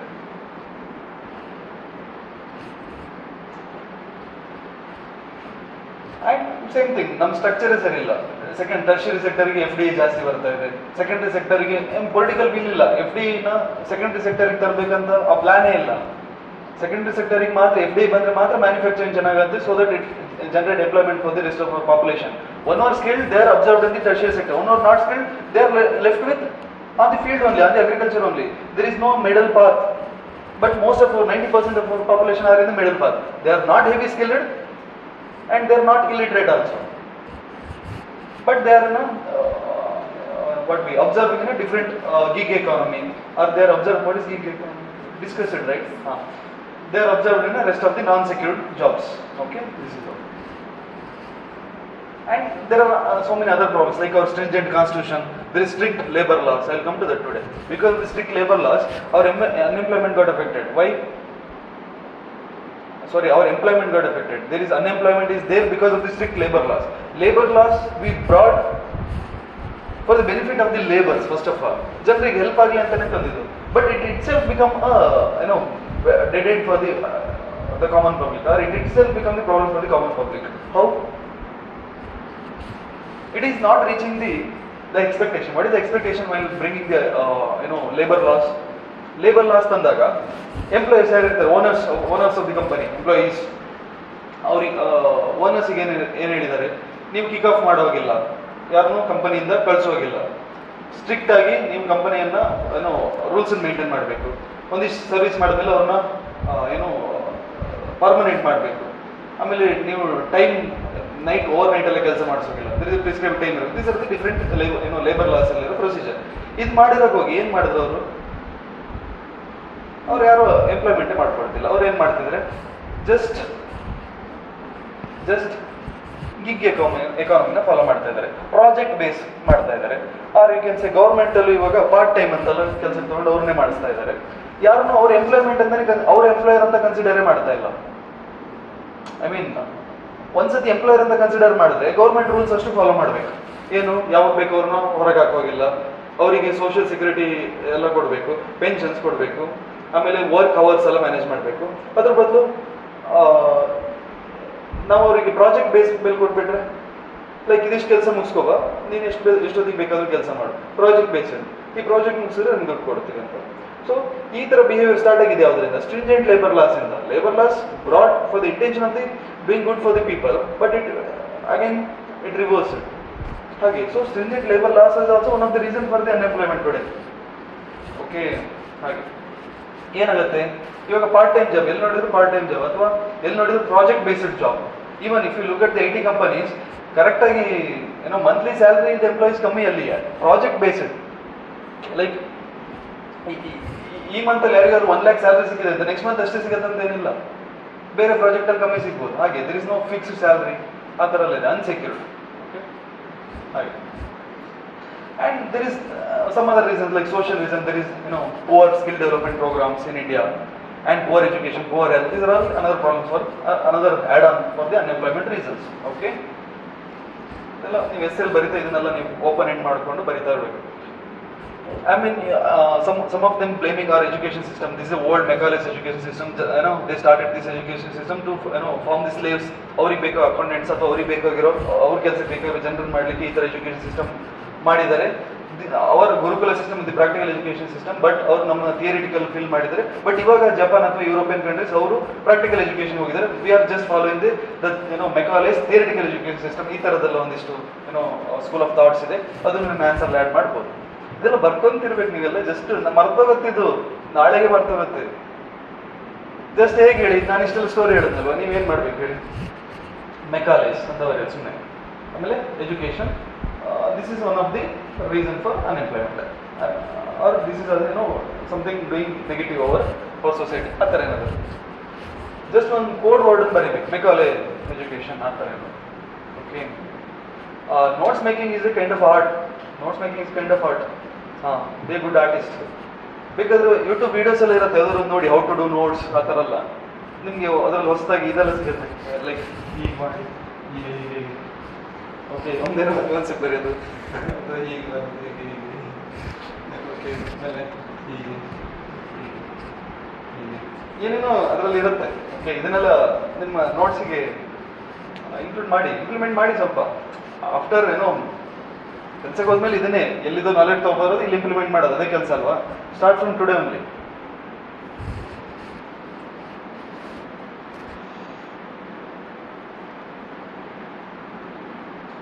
Okay, there are different types of unemployment. Okay, take heading is types of unemployment. And in India, who is measuring this unemployment? National Static Survey of India, NSSO, under Ministry of Statistics and Program Implementation. This is the ministry. Under that NSSO ಅಂತ ಅವರು ಅನ್ಎಂಪ್ಲಾಯ್ಮೆಂಟನ್ನು measure ಮಾಡ್ತಾರೆ. National sample survey organisation ಅಂತ ಕರೀತಾರೆ. Ministry of statistics and programme implementation ಅಂತ ಒಂದು ministry ಇದೆ, ಅವ್ರ ಅಂಡರ್ ಬರುತ್ತಿದ್ದು. ಅವರು ಡಿಫ್ರೆಂಟ್ ಅನ್ಎಂಪ್ಲಾಯ್ಮೆಂಟ್ ರೇಟ್ ಅದನ್ನೆಲ್ಲ ಕ್ಯಾಲ್ಕುಲೇಟ್ ಮಾಡ್ತಾರೆ. And there are so many private institutions also, but this is the standard one. Okay, take types of unemployment. And one kind of unemployment we discussed already lot many times, disguised unemployment, right? What is that?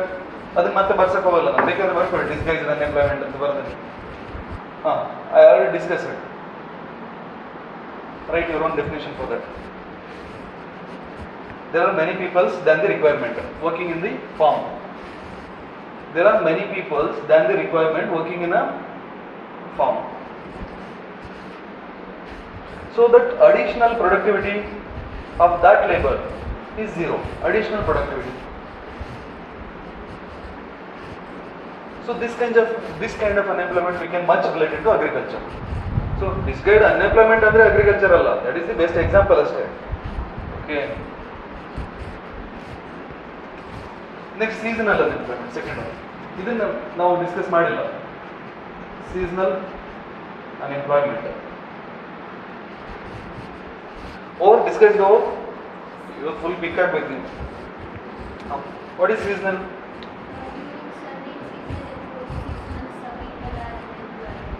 Okay, ಅದನ್ನು practical ಆಗಿ ಹೇಳಿ ಸ್ವಲ್ಪ, ಅದೊಂದು example ಮಾಡಿ. Like sugar industry ಯಾವಾಗ ತುಂಬ full sugar ಇಂಡಸ್ಟ್ರಿಯಲ್ಲಿ ಕೆಲಸ ಮಾಡ್ತೀನಿ ನಾನು ಶುಗರ್ ಇಂಡಸ್ಟ್ರಿ ಡ್ರೈವರ್. ನನಗೆ ಯಾವಾಗ ಫುಲ್ ಬ್ಯುಸಿ ಇರ್ತೀನಿ ನಾನು, ಶುಗರ್ ಕೇನ್ ಕಟ್ ಆಗೋ ಟೈಮಲ್ಲಿ, ಈಲ್ಡ್ ಬರೋ ಟೈಮಲ್ಲಿ ಅಲ್ವಾ, ಬೇರೆ ಟೈಮಲ್ಲೆಲ್ಲ ಫ್ರೀ ಇರ್ತೀನಿ.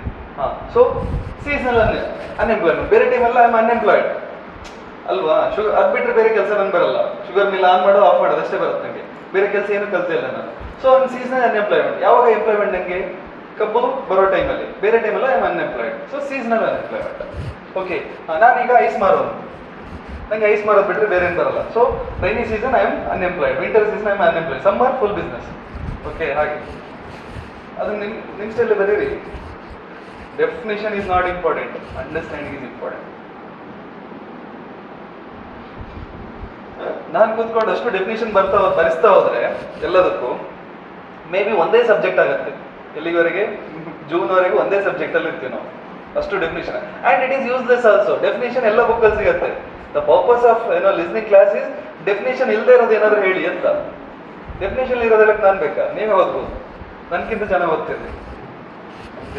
ಹಾಗೆ next, open or chronic or long time unemployment. Open, chronic, long time unemployment. ಒಂದೇ ಹೆಸರು, ಐ ಮೀನ್ 3 ಹೆಸರು, ಒಂದೇ situation.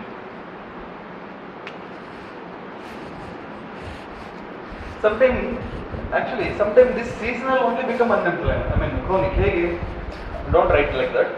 Sometimes if this is seasonal is short term, 3 months, sometimes 4 months. Okay, this open, chronic or long time unemployment means more than 183 days. Yenidu, if the person is unemployed for more than 183 in a year or more than 6 months, you can say around. If the person is unemployed for more than 6 months, if the person is unemployed for more than 183 days, that person can be called as a open or chronic or whatever, long term unemployment. If it is less than, it will become seasonal.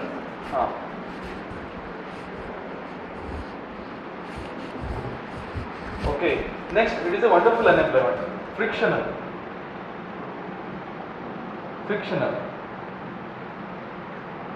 Okay, and it is my story. And it is not able to avoid this frictional unemployment by any government. ಯಾವುದಾದ್ರೂ government ಅನ್ಎಂಪ್ಲಾಯ್ಮೆಂಟನ್ನು ನಮ್ಮ ಕಂಟ್ರಿಯಿಂದ ತೊಲಗಿಸ್ತೀವಿ ಅಂತ ಹೇಳಿದ್ರೆ, and go and ask, are you able to avoid this frictional unemployment? No, because whatever by the government, they are not able to avoid frictional unemployment. Then what is this? No. See, consider I am a well-educated man, engineer, and I am getting a good salary from one IT sector. Then also I left my job just for the sake of preparing for UPSC, and I have been unemployed for 5 years. ಕೆಲಸಕ್ಕೆ ಹೋಗ್ತಾ ಇಲ್ಲ, ನಾನು prepare ಮಾಡ್ತಾ ಇದ್ದೀನಿ. 1 attempt, 2 attempt, 3 attempt, 4 attempt, 5 attempt, prelims pass ಆಗಿಲ್ಲ ಆದರೂ prepare ಮಾಡ್ತಾ ಇದ್ದೀನಿ. Assume and I am unemployment for willing. ನಾನೇ ಅನ್ಎಂಪ್ಲಾಯ್ಮೆಂಟ್ ಮಾಡ್ಕೊತೀನಿ ಆ್ಯಂಡ್ ನನ್ನ ಮಾರ್ಕೆಟಿಗೆ ಹೋದರೆ ಕೆಲಸ ಸಿಗುತ್ತೆ. Then also I don't want, I ಬನೇಗ. So that is a friction unemployment. Okay, kind of voluntary. ಯಾವುದಾದ್ರೂ ಗೌರ್ಮೆಂಟಿಗೆ ಕೆಪಾಸಿಟಿ ಇದೆಯಾ ಈ ಥರ unemployment? No other government.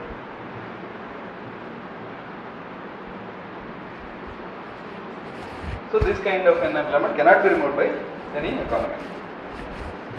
Next, fifth one, cyclical. ಹೇಳಿ ನೋಡೋಣ, ಸೈಕ್ಲಿಕಲ್ ಏನಿರ್ಬೋದು?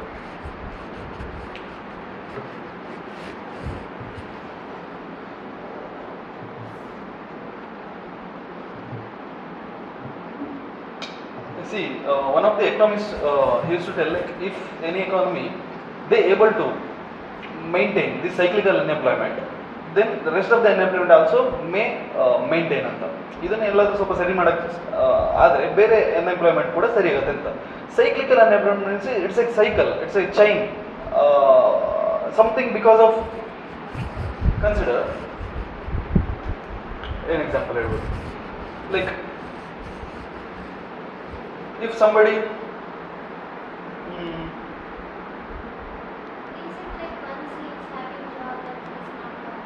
no, not like that. Because of one cycle, if unemployment creates, because of one cycle, like best example, like something happened, one virus came, because of that, what we call economy shutdown. Because of the economy shutdown, ಏನಾಯಿತು, our demand going to decreases. Demand illa, because of less demand ಏನಾಗುತ್ತೆ, our manufacturing going to affect. When manufacturing going to affect, what happened? Employment, unemployment. See, because of the cycle of the economy, this is the exact definition. Because of the cycle of the economy, it itself creates unemployment situation, then we got it as a cyclical unemployment. Because of any, what may be the reason? Reason may be because of the virus, reason may be because of the war, reason may be because of the lack of demand for any other reason. Something because of any other reason, if lack of demand happens and there is less manufacture means less unemployment. Sorry, less employment, yes, that is unemployment, that is cyclical. Because of the cycle of economy, if unemployment situation creates, we call it as a cyclical unemployment. Are you getting my point? ಅರ್ಥ ಆಯ್ತಲ್ಲ ಏನಿದೆ ಈ cycle ಅನ್ನು ನೆನ್ಪಿಟ್ಕೊಂಡು, like ಯಾವುದಾದ್ರೂ ಒಂದು situation ಇಂದ ಅಲ್ಲಿ demand ಕಮ್ಮಿ ಆಗಬೇಕು ಎಕಾನಮಿಯಲ್ಲಿ. ಡಿಮ್ಯಾಂಡ್ ಕಮ್ಮಿ ಆದರೆ ಮ್ಯಾನುಫ್ಯಾಕ್ಚರ್ ಕಮ್ಮಿ ಆಗುತ್ತೆ, ಮ್ಯಾನುಫ್ಯಾಕ್ಚರ್ ಕಮ್ಮಿ ಆದರೆ ಮ್ಯಾನುಫ್ಯಾಕ್ಚರ್ ಮಾಡೋರಿಗೂ ಜನರು ಕಮ್ಮಿ ಆಗ್ತಾರೆ, ಮೀನ್ಸ್ ಎಂಪ್ಲಾಯ್ಮೆಂಟ್ ಕಮ್ಮಿ ಆಗುತ್ತೆ. No demand no job, this is the exact definition. No demand no job ಅಲ್ವಾ, ಕನೆಕ್ಷನ್.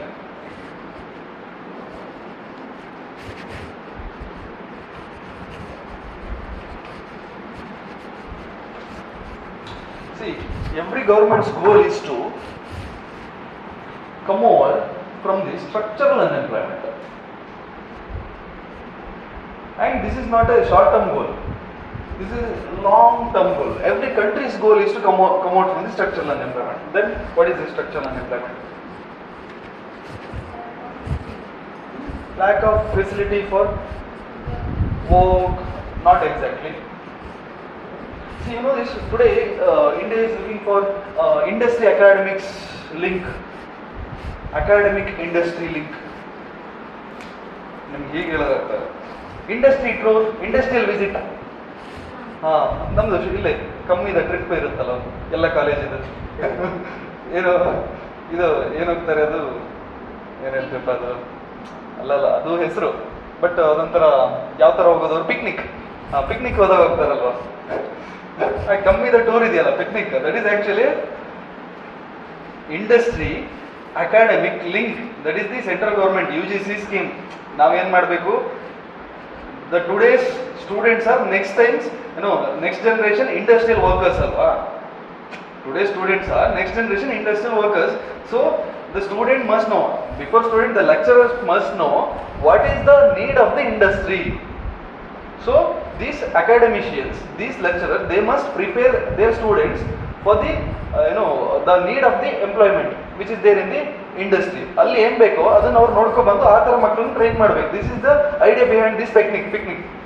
ಈ ಪಿಕ್ನಿಕ್ ಹಿಂದಿರೋ ಐಡಿಯಾ, ಗೌರ್ಮೆಂಟ್ ಐಡಿಯಾ ಇದು. ಏನು, ಈ ಲೆಕ್ಚರ್ಸ್ ಹೋಗ್ಬೇಕು ಅವ್ರ ಜೊತೆ, ಮಕ್ಕಳು ಜೊತೆ ಮಕ್ಕಳು ಹೋಗ್ಬೇಕು, ಅಲ್ಲಿ ಇಂಡಸ್ಟ್ರಿ ನೋಡ್ಬೇಕು, ಆ ಇಂಡಸ್ಟ್ರಿಗೆ ಏನು ಬೇಕು ಅದನ್ನು ಮಕ್ಕಳಲ್ಲಿ ರೆಡಿ ಮಾಡಬೇಕು. This is the industry academy collaboration or whatever, ಅವ್ರನ್ನೊಬ್ಬರನ್ನ ಒಟ್ಟಿಗೆ ಕನೆಕ್ಟ್ ಮಾಡೋದು. ಓಕೆನಾ? ದಿಸ್ ಇಸ್ ದಿ, ಅವಾಗ ಏನಾಗುತ್ತೆ,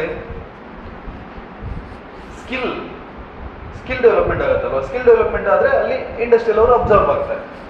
ಸ್ಕಿಲ್ ಡೆವಲಪ್ಮೆಂಟ್ ಆದರೆ ಮಾತ್ರ ಇಂಡಸ್ಟ್ರಿಯಲ್ ಅಬ್ಸರ್ವ್ ಆಗ್ತಾರೆ. ಸ್ಕಿಲ್ ಡೆವಲಪ್ಮೆಂಟ್ ಆಗಿಲ್ಲ ಅಂತ ಹೇಳಿದ್ರೆ ಅಲ್ಲಿ ಯಾರು ಕೆಲಸಕ್ಕೆ ತಗೊಳ್ಳಲ್ಲ. ಸೊ ಅವ್ರು ಓದ್ತಿರುವಾಗಲೇ ಅವರಿಗೆ ಸ್ಕಿಲ್ ಡೆವಲಪ್ಮೆಂಟ್ ಆಗಬೇಕು. ಮಾರ್ಕೆಟಲ್ಲಿ ಏನು ರಿಕ್ವೈರ್ಮೆಂಟ್ಸ್ ಇದೆ ಅವರಿಗೆ ಇಲ್ಲೇ ಇಂಜಿನಿಯರಿಂಗ್ ಥರ ಆಗ್ಬಾರ್ದು. ಇಂಜಿನಿಯರಿಂಗಲ್ಲಿ ಹೇಗೆ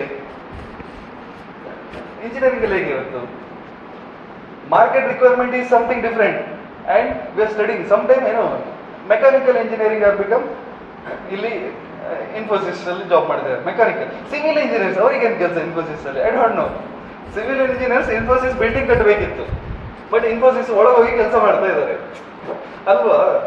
ಸೊ ಇಲ್ಲಿ ಕಲಿತಿರೋದೇ ಬೇರೆ, the academics and industry mismatch ಅಲ್ವಾ? ಸೊ ಈ ಮಿಸ್ ಮ್ಯಾಚನ್ನು ಅವಾಯ್ಡ್ ಮಾಡಬೇಕು. And that is the goal of the every single government. That is the goal of every single government. If the government is able to avoid that, then there is no structural unemployment. Structural unemployment is something the unemployment creates because of the structural problem. Structural problem means academic industry mismatch, and that is the problem of India today. ಕಲಿಸ್ತಿರೋದೇ ಒಂದು, ಕೆಲಸ ಬೇಕಾಗಿರೋದೇ ಒಂದು. Structural unemployment, mismatch between the skill which individual has and skill which is required in the market. Because of this structure unemployment creating, that itself is structural unemployment, and this should be the every government goal. This goal ಆಗಿರಬೇಕು ಎಲ್ಲ government ಇದೆ. ಇದನ್ನು ನಾವು reduce ಮಾಡಬೇಕು ಅಂತ. May be in 10 years, may be in 20 years we should reduce ಅಂತ.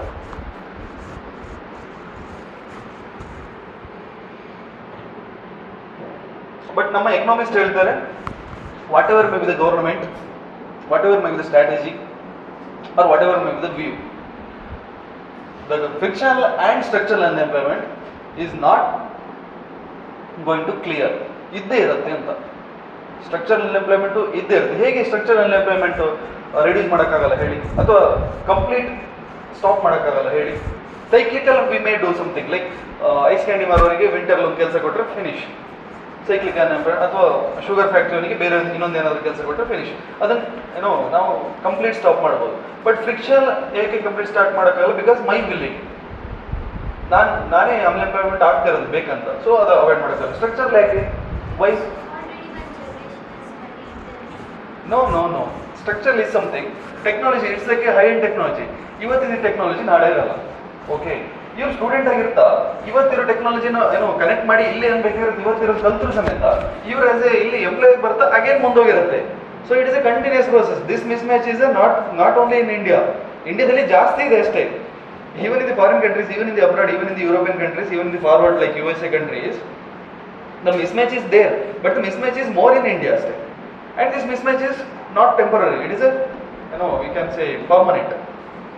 Because ಅವ್ರು ಇಲ್ಲಿ ಬರ್ತಾ ಅಗೇನ್ ಇಲ್ಲಿ ಮುಂದುವರಿರುತ್ತೆ. ಇಲ್ಲಿ iPhone 13 ಮಾಡೋದು ಹೇಗಂತ ಕಲ್ತ್ಕೊಂತಾರೆ, ಇಲ್ಲಿ ಬರ್ತಾ 15 ಬಂದಿರುತ್ತೆ. So again they have to study here. ಸುಮ್ಮನೆ ಎಕ್ಸಾಂಪಲ್.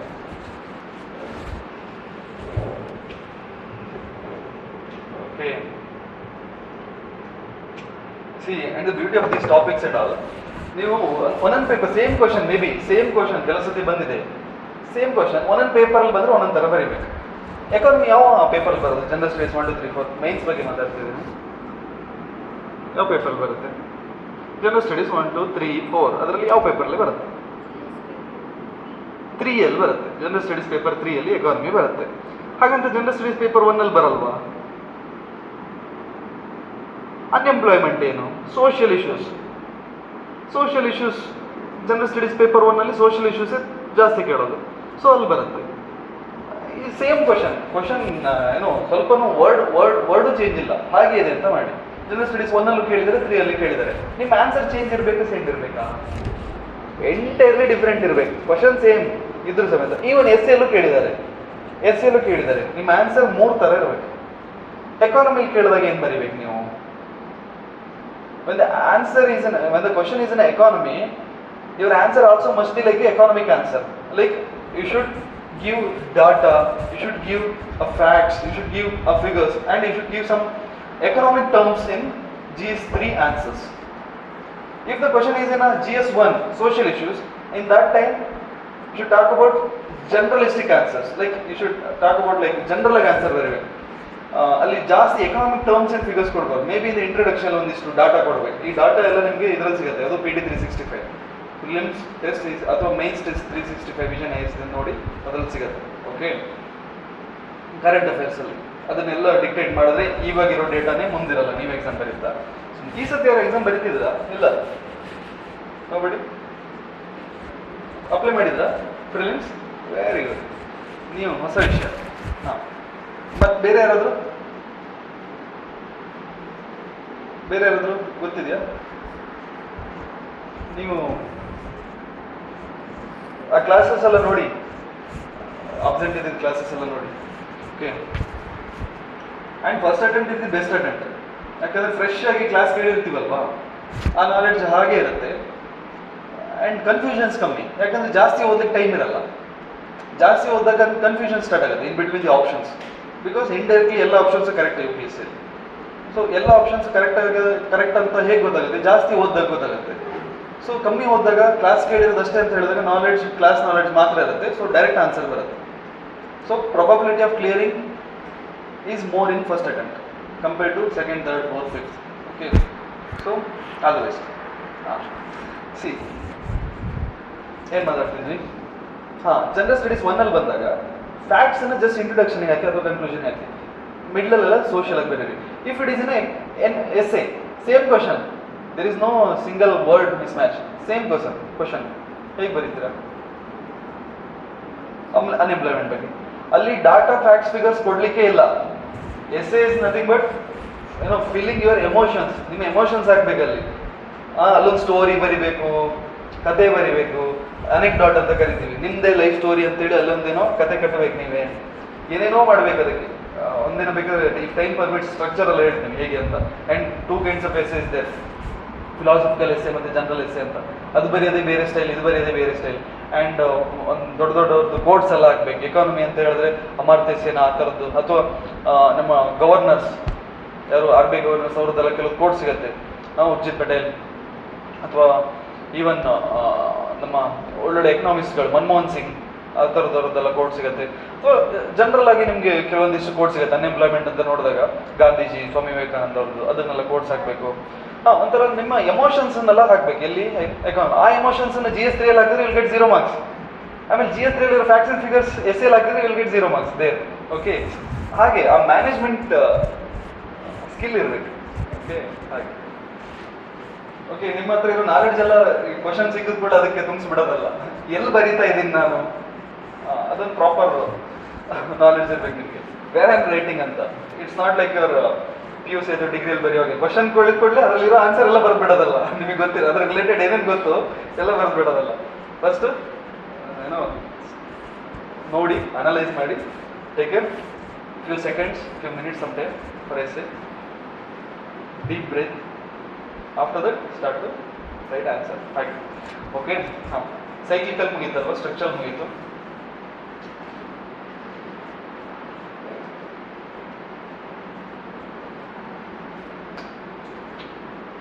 ಪಾವರ್ಟಿ ಬಗ್ಗೆ ಎಸ್ಸೆ ಬಂತು, ಹೇಗೆ ಬರೀತೀರ ಒಂದು ಸ್ವಲ್ಪ ಹೇಳಿ ನೋಡಿ. If the essay poverty like essay came in the essay question. ಮತ್ತೆ ನಮಗೆ ಎಸ್ಸೆಗಂತ ಎಕ್ಸ್ಟ್ರಾ ಕ್ಲಾಸಸ್ ಏನಿಲ್ಲ. Okay, because it is prelims ಅಲ್ವಾ, ಪ್ರಿಲಿಮ್ಸ್ ಅಂತ ಹೇಳಿದಾರಲ್ವಾ. ಸೊ ನನಗೆ ಎಕ್ಸ್ಟ್ರಾ ಕ್ಲಾಸಸ್ ಏನು ಸಿಗುತ್ತೋ ಗೊತ್ತಿಲ್ಲ. ಸೊ ಈಗಲೇ ಮಾತಾಡಬೇಡ. ಪಾವರ್ಟಿ ಎಸ್ಸೆ ಬಂತು ಅಂತ ಅಂದ್ಕೊಳ್ಳಿ.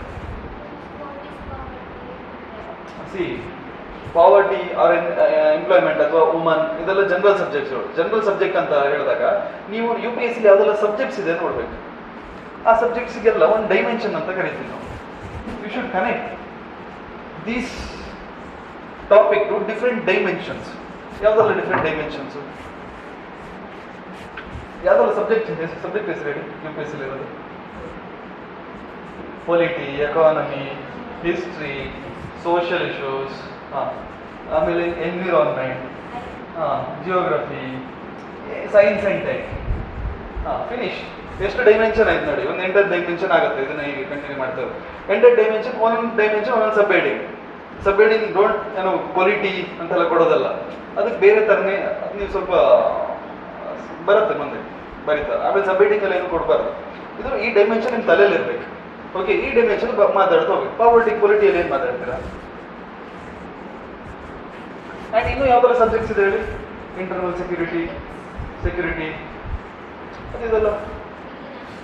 International relations. Exact, international relations. ಎಷ್ಟು ಡೈಮೆನ್ಷನ್ ಆಯಿತು? ಸೊ 15 ಪೇಜ್ ಹೀಗೆ ತುಂಬಿಸೋದು. ಓಕೆ, ಹೀಗೆ ಏನು ಬರೀತೀರಿ? ಪೊಲಿಟಿಯಲ್ಲಿ ಏನು ಬರೀತೀರಿ? ಪಾವರ್ಟಿಗೆ ಆರ್ಟಿಕಲ್ಸ್ನೆಲ್ಲ ಇಳಿಸ್ಬೇಕು. ಅಂದರೆ ಡೈರೆಕ್ಟ್ ಆರ್ಟಿಕಲ್ಸ್ ಅಲ್ಲ, ಅದರಲ್ಲಿ ಇರೋದು ನೀವು ಫಂಡಮೆಂಟಲ್ ರೈಟ್ಸ್ ಸುಮಾರು ಮಾತಾಡಿದ್ವಲ್ವಾ, ಅದನ್ನು ಆ ಆರ್ಟಿಕಲ್ ಬಿಟ್ಬಿಟ್ಟು ಉಳಿದಿರೋದನ್ನೆಲ್ಲ ಬರಿಬೇಕು. ನೆಕ್ಸ್ಟ್ ಬೇರೆ ಏನು ಬರೀತೀರಿ? ಎಕಾನಮಿಲಿ ಮಾತಾಡ್ತಾ ಪಾವರ್ಟಿಲಿ ಡಿಫ್ರೆಂಟ್ ಕೈಂಡ್ಸ್ ಆಫ್ ಪಾವರ್ಟಿ ಇದೆ, ಅದಿದೆ, ಇದಿದೆ, ಕಥೆ ಇದೆ ಎಲ್ಲ ಬರೆಯೋದು. ಹಿಸ್ಟ್ರಿಯಲ್ಲಿ ಪಾವರ್ಟಿ ಬಗ್ಗೆ ಮಾತಾಡ್ತಾ drain of wealth, Dadabhai Naoroji, when India got independence we don't have anything, ಆ ಟೈಮಲ್ಲಿ ಅದು ಇದೆಲ್ಲ ಸ್ವಲ್ಪ ಬರಿಬೇಕು. ನೆಕ್ಸ್ಟ್ ಇಂಟರ್ನ್ಯಾಷನಲ್ ರಿಲೇಷನ್ಸ್ ಅಲ್ಲಿ ಎಕಾನಮಿ ಇಸ್ ಎವ್ರಿಥಿಂಗ್. ಯಾಕೋ our foreign diplomacies depend on our economy. ಅದಕ್ಕೆ ಈಗ ಏನು ಸಿಚುವೇಶನ್ ಆಗ್ತದೆ, ಕರೆಂಟ್ ಅಫೇರ್ಸ್ ವಂಡರ್ಫುಲ್ ನೋಟ್ಸ್ ಸಿಗುತ್ತೆ, ಅದನ್ನು ಬರೆಯೋದು. ಆ್ಯಂಡ್ ಎನ್ವಿರಾನ್ಮೆಂಟ್ಗೆ how will connect environment with the poverty, or you can say social issues, women to poverty. Women are bit bidi. Environment, how will connect with poverty? Women is very easy. Like, this today, women, feminization of agriculture ಆಗ್ತಾ ಇದೆ. Feminization. Agriculture ಇವತ್ತು not male centric. Today it is, women are more involved in the agriculture than the men, comparatively. Why? Why women are more involved in the agriculture than the men? Because today agri is not a credit centric, or ನಮಗೆ returns ಕಮ್ಮಿ ಅಗ್ರಿಕಲ್ಚರ್ಲಿ. ಅದಕ್ಕೆ male member of that family is the bread winner, so he is moving to a cities next to his village for seeking jobs like gig economy, ಅದು ಇದು ಎಲ್ಲ. ಅವಾಗ ಏನಾಗುತ್ತೆ, the responsibility of the field is in hands of that woman, right? So maybe ಒಂದು 3-4 days ಮಂತಲ್ಲಿ ಅವ್ರು ಬಂದು ಕೆಲಸ ಮಾಡ್ತಾರೆ. Rest of the days she is employing, like she is doing all agriculture activity. So nowadays it is a woman centric agriculture. ಅದಕ್ಕೆ feminisation of agriculture ಅಂತ ಹೇಳ್ತಾರೆ. Okay, ಅದೆಲ್ಲ ಆಗ್ತದೆ. ನೀವು ಇದೆಲ್ಲ ಬರಿತಾ ಇರಬೇಕು, ಎಲ್ಲ ಮುಖ ನೋಡ್ತಾ ಇದ್ರೆ ಡೋಂಟ್ ನೋ ಏನು ಮಾಡ್ತೀರ ಅಂತ. ಓಕೆ, ಫೆಮಿನೈಸೇಷನ್ ಆಫ್ ಅಗ್ರಿಕಲ್ಚರ್ ಅಂತ ಹೇಳ್ತಾರೆ. So India is focusing on, or India facing feminisation of agriculture because male is a breadwinner and he is seeking work in cities and he is doing work in a gig economy. Once he moved out of the village for good kind of work or for the sake of the good kind of work, and the woman who left in the village, she is taking care of her entire field and she is doing agriculture in their field. So even if you look at our machineries also, today it is women centric machineries. ಮೊದಲೆಲ್ಲ tractor ತುಂಬ hard ಇತ್ತು, ಇವಾಗ mini tractors ಬಂದಿದೆ. Why? The reason is women centric agriculture, because she is doing and the sprayers and everything is women centric. It is very easy to handle and it is not muscular, like physically it is very soft to handle. Okay, and even the technology which is using in agriculture also, like mobile alle now pump on ಮಾಡಬಹುದು, of ಮಾಡಬಹುದು. So it is very easy for the women also nowadays. And this even before the government schemes also, farmer means male. Government schemes means like farmer, what we call skill development for the farmers, skill development for the peasants ಅಂತ ಇದ್ರೆ ನಾವು ಮೇಲ್ ಸೆಂಟ್ರಿಗೆ think ಮಾಡ್ತಿದ್ವಿ. ಈಗಾಗಿಲ್ಲ. Skill development for the farmers ಅಂತ ಹೇಳಿದ್ರೆ women ಪೀಸೆಂಟ್ಸ್ ಅಂತ ಕರಿತೀವಿ ನಾವು, ಅಥವಾ ಫೀಮೇಲ್ಸ್ ಅವ್ರನ್ನ ಕರೆಸಿ ಅವರಿಗೆ ಸ್ಕಿಲ್ ಡೆವಲಪ್ಮೆಂಟ್ ಮಾಡ್ತಾ ಇದೀವಿ. ಆ್ಯಂಡ್ ಈವನ್ ಸ್ಕಿಲ್ ಡೆವಲಪ್ಮೆಂಟ್ ಮಾಡೋಕೆ ಕಳಿಸ್ತಾರಲ್ಲ ಗೌರ್ಮೆಂಟ್, ಅವ್ರನ್ನ ವುಮೆನ್ಸ್ನೇ ಕಳಿಸ್ತಿದ್ದಾರೆ. ಸೊ ವುಮೆನ್ ಸೆಂಟ್ರಿಕ್ ಆಗಿ ಮಾತಾಡ್ತಾ ಇದೀವಿ ನಾವು ಇತ್ತೀಚೆಗೆ. That is different. ಅದು ಬಿಟ್ಬಿಡಿ, ಈಸಿ ಹೇಗೆ ಬೇಕಾದ್ರೆ ಬರೋದು. How will connect poverty with the environment? There is a one of the old facing question, poverty anyway will affect the prosperity everywhere. Poverty anyway will affect the prosperity everywhere. ಇದಕ್ಕೆ ಒಬ್ಬರು ಅನೆಕ್ಡಾಟ್ ಬರೆದಿದ್ರು, very beautiful ಅನೆಕ್ಡಾಟ್ means story. ಏನ್ story? there was a rich person in Mumbai and he died, and the postmortem report came like he died because of dengue. And some of the journalists, he is a famous person, they just they was very shock, like ಅವನಿಗೆ ಹೇಗೆ dengue ಬರುತ್ತೆ, ಅವನೇನೋ A C ಮನೆ ತುಂಬ ಚೆನ್ನಾಗಿದೆ ಅಲ್ಲಿ ಸೊಳ್ಳೆನೇ ಒಳಗೆ ಬರಲ್ಲ ಅಥವಾ ಡೆಂಗ್ಯೂ ಬರೋಕ್ಕೆ ಸಾಧ್ಯನೇ ಇಲ್ಲ ಅಂತ. But after researching they came to know that next to his house there is a slum. Okay, ಆ ಸ್ಲಮ್ಮಲ್ಲಿ ಡೆಂಗ್ಯೂ ಇದೆ, ಆ ಸ್ಲಮ್ಮಲ್ಲಿ ಡೆಂಗ್ಯೂ ಇರೋದು ಆ ಸೊಳ್ಳೆ ಬಂದು ಇವನಿಗೆ ಕಚ್ಚಿದೆ. ಬಿಕಾಸ್ ಆಫ್ ದಟ್ ಅವರಿಗಾದ್ರೆ ಇಮ್ಯುನಿಟಿ ಇದೆ, ಬಿಕಾಸ್ ಅವರೆಲ್ಲ ಇರೋರು, ಇವನಿಗೆ ಇಮ್ಯುನಿಟಿ ಇಲ್ಲ. So he died. This is the story. So we can use this entire anecdote in the questions like poverty anywhere which affect the prosperity anywhere. Poverty anywhere which affects the prosperity everywhere. This is the question. Poverty anywhere which affect the prosperity everywhere. Prosperity. He was very prosperous, wealthiest person, but it affected him because of the poverty of his next people, because of the poverty of the slum people, right? So you can connect like that. And you know the best example ಏನು ಗೊತ್ತಾ ಇದಕ್ಕೆ, how you connect poverty to the environment? The best example is open defecation. What is open defecation? Outside ಅಲ್ಲಿ defecate ಮಾಡೋದು. And because of the two programs of open defecation free country 1 and open defecation free country 2 ಅಂತ 2 program ಮಾಡಿ India is now open defecation free country. ನಮ್ಮಲ್ಲಿ open defecation ಇಲ್ಲ ಈಗ. Okay, and we constructed lot many toilets. Because of that there is no open defecation today, right? Toilets ಅನ್ನೆಲ್ಲ construction ಮಾಡಿದ್ವಿ, 2 program 1 and 2 ಮಾಡಿ open defecation ಇಲ್ಲ. How will connect that to poverty? Like when there is a poor, he is not able to construct the toilet. Because of that environment also, there is a problem for environment also. Different kinds of diseases, viruses also, diseases, typhoid, fevers, cholera, everything, right? So environment also having problem, and the problem arises because of the poverty. So what government did? Government supported the poor peoples to construct toilets. ಹೀಗೆ current affairs ಅಲ್ಲಿ ಏನಿದೆ, ನೀವು ಸುತ್ತಮುತ್ತ ಏನು ನೋಡ್ತೀರಾ ಅದನ್ನೆಲ್ಲ connect ಮಾಡಬೇಕು ಎಕಾನಮಿಗೆ. That is UPSC. ಬುಕ್ಕಲ್ಲಿರೋದೇ ಬರೆಯೋದಲ್ಲ. ಓಕೆ, ಏನಿದೆ ಅದನ್ನೆಲ್ಲ ಕನೆಕ್ಟ್ ಮಾಡೋದು ಹೀಗೆ. And what is this geography? Like ಜಿಯೋಗ್ರಫಿಗೆ ಕನೆಕ್ಟ್ ಮಾಡ್ತೀರಿ. How you connect geography to poverty? See, some of the peoples they are poor just because of their geography, like tribal peoples, like they are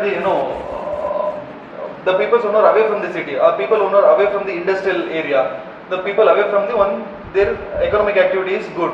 Like so, the government should set up factory not only in the metropolitan cities but also in the one who are away from the metropolitan cities, means one who are in the rural area. ಅದಕ್ಕೆ ಇವಾಗ Udan scheme ಎಲ್ಲ ಬಂದು logistic ಸೆಕ್ಟರ್ನ ಚೆನ್ನಾಗಿ ಮಾಡ್ತಾರೆ. What is Udan scheme? ಸಣ್ಣ airport ಅನ್ನ district ಲೆವೆಲಲ್ಲಿ, ತಾಲೂಕು ಲೆವೆಲಲ್ಲಿ ಮಾಡ್ತಾ ಇದ್ದಾರೆ. ನಾರ್ತ್ ಇಂಡಿಯಾದಲ್ಲಿ ಸಿಕ್ಕಾಪಟ್ಟೆ ಆಗಿದೆ ಏರ್ಪೋರ್ಟ್ಗಳು ಡಿಸ್ಟ್ರಿಕ್ಟ್ ಲೆವೆಲಲ್ಲಿ. ಯಾಕೆ? ಇದು ಕನೆಕ್ಟಿವಿಟಿ, ಲಾಜಿಸ್ಟಿಕ್ ಸೆಕ್ಟರ್ ಕನೆಕ್ಟಿವಿಟಿ ಚೆನ್ನಾಗಿದ್ದಾಗ ಅಲ್ಲಿ ಬಿಸ್ನೆಸ್ ಪೀಪಲ್ ಬಂದು ಅಲ್ಲಿ ಇನ್ವೆಸ್ಟ್ಮೆಂಟ್ ಮಾಡ್ತಾರೆ. ಸೊ ಜಿಯೋಗ್ರಫಿಯಿಂದ ನಾವು ಪಾವರ್ಟಿಯನ್ನ ಬರೋದನ್ನ ಕಮ್ಮಿ ಮಾಡ್ಬೋದು. We can avoid poverty just because of the geography, right? ಈ ಥರದನ್ನೆಲ್ಲ ಬರೀತಾ ಹೋಗೋದು. ಅದಕ್ಕೆ ಅಲ್ಲಿಗೆ ನೋಡಿ ನಾನು ಆಟೋಮೆಟಿಕ್ಲಿ ಉಡಾನ್ ಸ್ಕೀಮ್ ಕನೆಕ್ಟ್ ಮಾಡಿದ್ರೆ that is the current affairs. ಹಾಗೆ ನೀವು ಕನೆಕ್ಟ್ ಮಾಡ್ತಾ ಇರಬೇಕು. ಓಕೆ, ಡೈಲಿ ನ್ಯೂಸ್ ಪೇಪರ್ ಓದಿ ಹಂಡ್ರೆಡ್ಸ್ ಆಫ್ ಥಾಟ್ಸ್ ಬರುತ್ತೆ, ಅದನ್ನೆಲ್ಲ ಇಂಪ್ಲಿಮೆಂಟ್ ಮಾಡಿ 15 pages ಆಗೋದು, finish. Okay, mains easy. More importance ನಾನು ಫಸ್ಟ್ ಡೇ ನೀವಿದ್ರ ನಾನು ಕ್ಲಾಸಲ್ಲಿ ನ್ಯೂಸ್ ಪೇಪರಿಗೆ ಓದಬೇಕು ಹೇಳಿದ್ದೀನಿ. ವರ್ಲ್ಡ್ ನ್ಯೂಸ್ ಅಂತ ಅಲ್ಲ, ಎಲ್ಲ ನ್ಯೂಸಿಗೂ ಲೈಕ್ ಫಸ್ಟಿಗೆ ನೀವು ಸ್ಪೋರ್ಟ್ಸ್ ನ್ಯೂಸ್ ಎಲ್ಲ ಬಿಟ್ಬಿಡಿ ಆ್ಯಂಡ್ ಪೊಲಿಟಿಕಲ್ ನ್ಯೂಸ್ ಬಿಟ್ಬಿಡಿ, rest of the news are important. And ಜಾಸ್ತಿ ಕನೆಕ್ಟ್ ಯಾವುದನ್ನು ಗೊತ್ತಾ, ನಾನು ಕ್ಲಾಸಲ್ಲಿ ಡಿಸ್ಕಷನ್ ಮಾಡ್ತೀನಿ, ಅದಕ್ಕೆ ರಿಲೇಟೆಡ್ ಯಾವುದಾದ್ರು ಇದ್ದರೆ ಜಾಸ್ತಿ ಕನೆಕ್ಟ್ ಮಾಡಿ. ಆಮೇಲೆ ನಮ್ಮ ಎಕ್ಸ್ಟರ್ನಲ್ ಅಫೇರ್ಸ್ ಮಿನಿಸ್ಟರ್ ಎಲ್ಲಾದರೂ ಹೋಗ್ತಾ ಇದ್ದಾರೆ, ಲೈಕ್ ಗೌರ್ಮೆಂಟಿಂದ ಏನಾದ್ರು, government is different from political news. ನೀವು ನಾನು ಪೊಲಿಟಿಕಲ್ ನ್ಯೂಸ್ ಬಿಟ್ಬಿಡಿ ಅಂತ ಹೇಳಿದ್ರೆ ನಮ್ಮ ಎಕ್ಸ್ಟರ್ನಲ್ ಅಫೇರ್ಸ್ ಮಿನಿಸ್ಟರ್ ಎಲ್ಲ ಕಡೆ ಹೋಗಿದ್ದಾರೆ, ನೀವು ಅವರು ಈಸ್ ಎ ಪೊಲಿಟಿಷಿಯನ್ ಅಂತ. No, government is different from parliament, you know this. ಇವತ್ತೊಂದು ನಿನ್ನೆ ಸಂಸತ್ ಟಿವಿಯಲ್ಲಿ ಡಿಸ್ಕಷನ್ ಆಗ್ತಾ ಇತ್ತು, like same sex marriage, supreme court same sex ಮ್ಯಾರೇಜನ್ನು ಓಕೆ ಮಾಡಿದೆ. ಅದಕ್ಕಿಂತ ಮೊದಲು like same gender section okay ಮಾಡಿದ್ದು ಇನ್ನು ಸಮ್ ಅದರ್ ಆರ್ಟಿಕಲ್ ಅಲ್ಲಿ. Okay, and the question arises is like judiciary ಕೆಲಸ ಏನು? What is the work of the judiciary? interpret the law. But what they are doing? They are making the laws. This is something against the basic structure of the constitution, right? There is a three sector, like there is a three poles: legislature, executive, and the judiciary. ಯಾರು ಏನು ಮಾಡಬೇಕು ಅದನ್ನ ಮಾಡಿದ್ರೆ ಚಂದ. But ಈಗ ಏನು ಮಾಡ್ತಿದ್ದಾರೆ ಇವರು ಆ ಕೆಲಸ ಮಾಡಿದ್ದಾರೆ. ಜುಡಿಷಿಯಲ್ ಓವರ್ ರೀಚ್ ಆಯಿತು ಅಂತ ಸಮ್ ಆಫ್ ದಿ ಕ್ರಿಟಿಸಿಸಮ್. ಓಕೆನಾ? And another thing, there is a difference between government and parliament. Government is executive. The minister, prime minister, and his rest of the ministers. Government is executive, and parliament means what? Our MPs, one we elected. This parliament is a legislature, and the government is executive. ನಾನು ಏನು ಹೇಳಿದೆ, legislature ಬಗ್ಗೆ questions ಬರುತ್ತಲ್ವಾ, I mean newses ಬರುತ್ತಲ್ವ. legislature means ಈ ಎಂ ಪಿಗಳು ಅದು ಮಾಡ್ತಿದ್ರೆ ಅಥವಾ ಪೊಲಿಟಿಕಲ್ ಪಾರ್ಟಿ ಅದು ಇದು ಮಾಡ್ತಿದ್ರೆ ಆ ನ್ಯೂಸ್ ಬೇಡ. ಬಟ್ ಗೌರ್ಮೆಂಟ್ ಏನು ಮಾಡುತ್ತೆ ಆ ನ್ಯೂಸ್ ಬೇಕು. Because government is executive head. Okay, news ಪೇಪರ್ನ ಅಥವಾ ಇದನ್ನು ಕನೆಕ್ಟ್ ಮಾಡಿ, ಅದು ಕರೆಂಟ್ ಅಫೇರ್ಸ್ ಇರೋದು ಕನೆಕ್ಟ್ ಮಾಡ್ತಾ ಓದಿ. ಸೊ ಮಜಾ ಇರುತ್ತೆ, ಕಲಿಯೋಕ್ಕೂ ಇಷ್ಟ ಆಗುತ್ತೆ, ಎಕ್ಸಾಮಿಗೆ ಹೆಲ್ಪ್ ಆಗುತ್ತೆ. ಯಾವುದನ್ನು ಬೋರಿಂಗ್ ಆಗಿ ತಗೋಬೇಡಿ. Okay, it is a boring ಏನೋ UPSC is the toughest route. Burden ಅಂತ ತಗೊಂಡ್ರೆ ಬರ್ಡನ್ ಜಾಸ್ತಿ ಆಗ್ತಾ ಹೋಗುತ್ತೆ. Take it as a fun, ಅಥವಾ take it is like a something your understanding ಅಂತ ಅನ್ಕೊಳ್ಳಿ. ಏನೋ ಹೊಸ ಕಲಿತಾ ಇದ್ದೀನಿ, ಎಕ್ಸಾಮಿಗೆ ಅಂತ ಮರ್ತ್ಬೇಡಿ. ಲೈಕ್ ಯುವರ್ ಅಂಡರ್ಸ್ಟ್ಯಾಂಡಿಂಗ್ ಅಂತ ಅನ್ಕೊಳ್ಳಿ. ನಾಲೆಜಬಲ್ ಪರ್ಸನ್ ಆಗಲಿಕ್ಕೆ ಓದ್ತಾ ಇದ್ದೀನಿ ಅಂತ ಅನ್ಕೊಳ್ಳಿ. ಸೊ ನಿಮ್ಮದು ಓದೋ ಸ್ಟೈಲು ಚೇಂಜ್ ಆಗುತ್ತೆ. ನಾಲೆಡ್ಜಿಗೆ ಅಂತ ಕಲಿಯೋದು ಬೇರೆ, ಎಕ್ಸಾಮಿಗೆ ಓದೋದು ಬೇರೆ. ನಾಲೆಡ್ಜಿಗೆ ಅಂತ ಕಲಿತಾ ಹೋದರೆ UPSC ಎಕ್ಸಾಮಿಗೆ ಹೆಲ್ಪ್ ಆಗುತ್ತೆ. ಓಕೆ, ಹಾಗೆ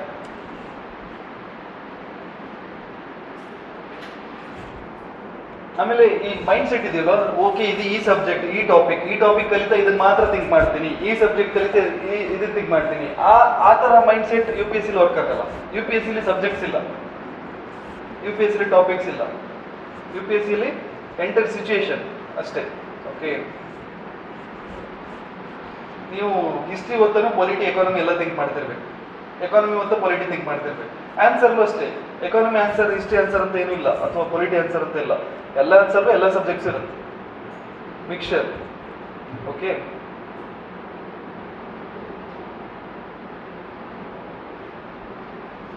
ಏನು ಮಾತಾಡ್ತಿದ್ವಿ? ಇದು ಎಸ್ಸೆ ಗೊತ್ತಾಯ್ತಲ್ವಾ? This is different dimensions. ಅದೇ ಇಲ್ಲ, ಮುಂದೆ ಹೋಗಲ್ಲ, ಏನಫ್ ಸಾಕು.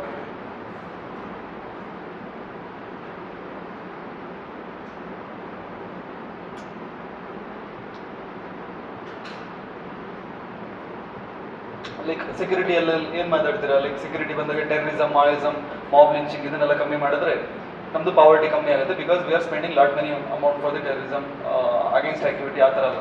ಟೆರರಿಸಮ್ ಇಲ್ಲ ಅಂತ ಹೇಳಿದ್ರೆ ಅಲ್ಲಿ ಅಮೌಂಟ್ ಮಾಡೋ, ಅಲ್ಲಿ ಖರ್ಚು ಮಾಡೋ ಅಮೌಂಟ್ಸ್ ಎಲ್ಲ ಉಳಿಯುತ್ತೆ, ವೆಲ್ಫೇರ್ ಸ್ಕೀಮಿಗೆ ಇದು ಮಾಡ್ಬೋದು. ಅಥವಾ ಲೈಕ್ ನಕ್ಸಲಿಸ್ಟ್ ಏನು ಮಾಡ್ತಾರೆ, ಅಥವಾ ಟೆರರಿಸ್ಟ್ ಅಥವಾ ಮಾವಿಸಮ್ ಅವ್ರು ಏನು ಮಾಡ್ತಾರೆ? If you go to north eastern states, if you go to Chhattisgarh, if you go to some of the Jharkhand states, ಈ ಕಡೆಯಿಂದ ಡೇ ಟೈಮಲ್ಲಿ ರೋಡ್ ಹಾಕಿ ಹೋಗಿರ್ತಾರೆ. ಮಿನಿಸ್ಟ್ರಿ ಆಫ್ ಹೈವೇಸ್ ಅವರು ಬಂದು ರೋಡ್ ಹಾಕಿ ಹೋಗಿರ್ತಾರೆ. ನೈಟ್ ಟೈಮ್ ನಕ್ಸಲ್ ಬಂದು ರೋಡ್ ಕಿದಾಕ್ತಾರೆ. ಓಕೆ, ಡೇ ಟೈಮಲ್ಲಿ ರೋಡ್ ಹಾಕಿರ್ತಾರೆ, ನೈಟ್ ಬಂದು ಅವ್ರು ರೋಡ್ ಕಿದಾಕ್ತಾರೆ. ಹೀಗಾದರೆ ದೇಶ ಡೆವಲಪ್ಮೆಂಟ್ ಆಗಲ್ಲ. So Naxalism connected to poverty. Okay, ಅವ್ರು ಯಾಕಾದ್ರು ಅವ್ರಿಗೆ ಪಾವರ್ಟಿ, ಅವ್ರಿಗೇನೋ ಗೌರ್ಮೆಂಟಿಂದ ಪ್ರಾಬ್ಲಮ್ ಆಗಿರುತ್ತೆ, ಆ ಥರ. ಓಕೆ, ಕನೆಕ್ಟ್ ಮಾಡಿ ಇದಕ್ಕೆ ಇಲ್ಲಿಗೆ ಸೆಟ್ ಮಾಡೋದು. ಅದು ಇಂಟರ್ನಲ್ ಸೆಕ್ಯೂರಿಟಿ. ಆ ಥಾಟ್ಸ್ ಯಾವಾಗ ಓಪನ್ ಆಗುತ್ತೆ ನಿಮ್ಗೆ, ಅದನ್ನ ಇಲ್ಲಿ ಬರಿಬೋದಂತ ನೀವು ಸಬ್ಜೆಕ್ಟ್ ನೆನ್ಪು ಮಾಡ್ಕೊಂಡು ಅದಕ್ಕೆ ಡಿಫ್ರೆಂಟ್ ಡೈಮೆನ್ಷನ್ ಕೊಟ್ಟರೆ ಮಾತ್ರ. Okay, this is easiest way. Like ನಮ್ಮ UPSC ಸಬ್ಜೆಕ್ಟ್ ನೆನ್ಪು ಮಾಡ್ಕೊಳ್ಳೋದು, ಅದಕ್ಕೆ ಕನೆಕ್ಟ್ ಮಾಡೋದು. ವಾಟ್ ಎವರ್ ಇದು ಟಾಪಿಕ್, ವುಮೆನ್ ಹಾಕಿದ್ರು ಹಾಗೆ ಸೇಮ್ ಕನೆಕ್ಟ್ ಆಗುತ್ತೆ, ಹೆಲ್ತ್ ಹಾಕಿದ್ರು ಹಾಗೆ, ಎಜುಕೇಶನ್ ಹಾಕಿದ್ರು ಹಾಗೆ, ಟೆಕ್ನಾಲಜಿ ಎಲ್ಲ ಹೀಗೆ ಕನೆಕ್ಟ್ ಆಗುತ್ತೆ. ಇಲ್ಲಿದ್ರೆ ಹೊಸ ಡೈಮೆನ್ಷನ್ ಓಪನ್ ಆಗಲ್ಲ ತಲೆ. Okay, and this is best way. Subjects ನೆನ್ಪಿಟ್ಕೊಳ್ಳೋದು easy.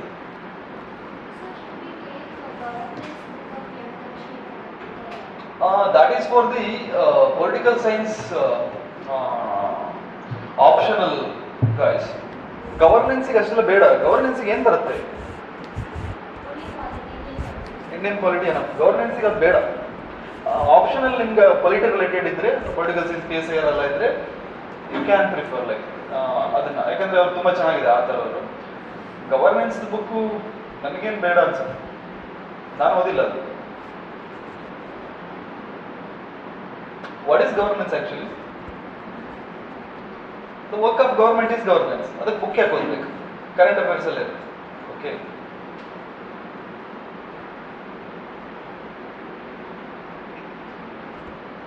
you know what?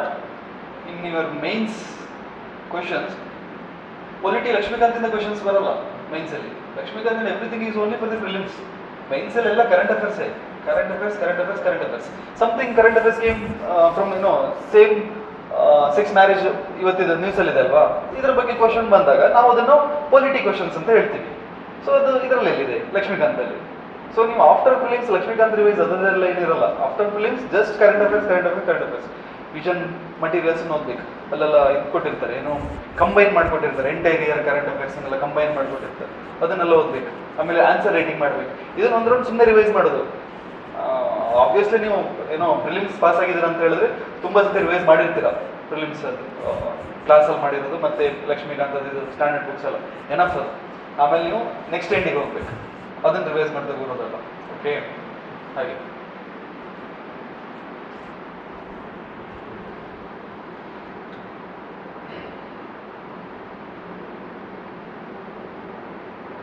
see why India moving towards the formalization of economy, or how informalization of the economy affect the growth of the country. What happens, chronology hedi noda. More informalization of the economy, how it affects the growth. Informal means there is no Google Pay, there is no Phone Pay, money paying in the cash. Okay, there are different routes to affect the growth. Let's take this route. ಈ ತರ ಇದೆ. ಏನಾಯ್ತು ಅವಾಗ? Unstructured, like the money is saving in a cash or money is saving in a gold, not like they are not saving in their bank accounts. So when they are not saving in the bank accounts, there is no money for the bank to lend money for the investors. When there is no money in the bank, means investors will not get loan. When they will not get loan, they will not invest. When they will not invest, there is no manufacture, there is no employment. Again, there is no demand. Employment generate ಆಗಿಲ್ಲ ಅಂದ್ರೆ demand ಇರಲ್ಲ. ಯಾಕೆ ಹೇಳಿ? ಕೆಲಸ ಬೇಕಲ್ವಾ, ಏನಾದರೂ ನಮ್ಗೆ ತಗೊಳ್ಳಿಕ್ಕೆ ಸ್ಯಾಲ್ರಿ ಬರಬೇಕಲ್ವಾ. ಲೈಕ್ ಸೈಕಲ್ ಹಾಗೆ, ಅದೊಂದು ಥಾಟ್ಸ್ ಓಪನ್ ಇರಲಿ. ಲೈಕ್ ಇನ್ಫಾರ್ಮಲೈಸೇಷನ್ ಇದ್ರೆ ಎಕನಾಮಿಕ್ ಗ್ರೋತ್ ಕಮ್ಮಿ ಇರುತ್ತೆ. ಹೇಗೆ? ಡಿಫ್ರೆಂಟ್ ಸೈಕಲ್ಸ್ ಇದೆ. ಓಕೆ, ಇದೆಲ್ಲ ಬರಿತಾ ಇರಬೇಕು. ನಾನು ಎಲ್ಲ ಹೇಳಲ್ಲ ಪದೇ ಪದೇ, ನಿಮ್ಮ ಕೈ ಓಡ್ತಾನೇ ಇರಬೇಕು, ಆಕ್ಟಿವ್ ಇರಬೇಕು ಕ್ಲಾಸಲ್ಲಿ. Okay, there are two kinds of measuring poverty. Okay, usual status and current weekly status anta. Take heading, measuring poverty.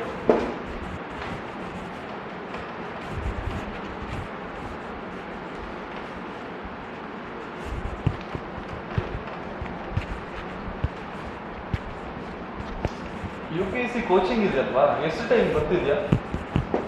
ಒಂದು full coaching, one year. Okay, 1 year ಅಂತ ಹೇಳಿದ್ರೆ ಫುಲ್ ನಮ್ಮ ಕಾಲೇಜ್ ಥರನೇ ಅದು, ಮಾರ್ನಿಂಗ್ ಇಂದ ಈವ್ನಿಂಗ್. 1 year ಮೀನ್ಸ್ ಸಂಡೇನೂ ರಜೆ ಇರಲ್ಲ 1 yearಕ್ಕೆ. I went through this. Okay, ನಮಗೆ ಕೆಲವು ಸತಿ ಮಾರ್ನಿಂಗ್ 9ಗೆ ಸ್ಟಾರ್ಟ್ ಆಗಿದ್ದು ಈವ್ನಿಂಗ್ 7 ತನಕ ಇದ್ದಿದ್ದು. ಹಿಸ್ಟ್ರಿ ಎಲ್ಲ ಇದ್ದಾಗ ಈವ್ನಿಂಗ್ 7 ತನಕ ಇರ್ತಿತ್ತು. ಬಟ್ ನನಗೆ ಆಸೆ ಇರೋದು, ನನಗೆ ಏನೆಲ್ಲ ಹೇಳಿದ್ದಾರೆ ಅದಷ್ಟು ನಿಮಗೆ ಹೇಳಬೇಕು ಅಂತ. ಯಾವಾಗ? ಇದೇ ವೀಕೆಂಡಲ್ಲಿ 4 monthsಲ್ಲಿ. ಓಕೆ, ಬಟ್ ಅದಕ್ಕೆ ಡೆಫಿನೇಷನ್ ಎಲ್ಲ ಕೊಡ್ತಾ ಹೋದ್ರೆ ಅದು ಮುಗಿಯಲ್ಲ, ಅದು ಮುಗಿಯದ ಕಥೆ ಆಗುತ್ತೆ. ಸೊ ಅದನ್ನ ಮುಗಿಸ್ಬೇಕು. ನಾನು ಹೇಳ್ತಾ ಹೋಗ್ತೀನಿ, ಎಲ್ಲಿ ನಿಮಗೆ ಡೆಫಿನೇಷನ್ ಬೇಕು ನನಗೆ ಗೊತ್ತಾಗುತ್ತೆ, ಅಲ್ಲಿ ನಾನು ಕೊಡ್ತೀನಿ. Okay, rest of the things ಈಗ ನಾನು ಎಷ್ಟು ಕತೆ ಹೊಡೆದೆ ಅಲ್ಲ, ಇದನ್ನೆಲ್ಲ ನಿಧಾನ ನಮಗೆ ಬರ್ಸಿರ್ತಾರೆ ಅಲ್ಲಿ. ಸೊ ಅಷ್ಟೆಲ್ಲ ಟೈಮ್ ಇಲ್ಲ. ಬಟ್ ಬರ್ಸ್ಬೇಕಂತ ಇಲ್ಲ, ಅಕಾರ್ಡಿಂಗ್ ಟು ಮೀ. ಯಾಕೆ ಬರ್ಸ್ಬೇಕು? ಇದು ಗೊತ್ತಾಗಲ್ಲ ನಿಮಗೆ. Current affairs ಏನಫ್. ಎಲ್ಲಿ ಬರ್ಸ್ಬೇಕಲ್ಲಿ ಬರ್ಸ್ತೇನೆ. ಕೆಲವೊಂದಿಷ್ಟು ಡೆಫಿನೇಷನ್ ಲೈಕ್ ಅನ್ಎಂಪ್ಲಾಯ್ಮೆಂಟ್ ಡೆಫಿನೇಷನ್ ಬೇಕಿತ್ತು, ಅದಕ್ಕೆ ನಾನು ನಿಧಾನ ಟೈಮ್ ಕೊಟ್ಟು ಬರ್ಸ್ತೇನೆ. Okay, there are two kinds of measuring the poverty. First one is, and it is released by NSSO. Like this is the NSSO style of measuring poverty. NSSO. What is NSSO? You already know. First one is usual status. Usual status.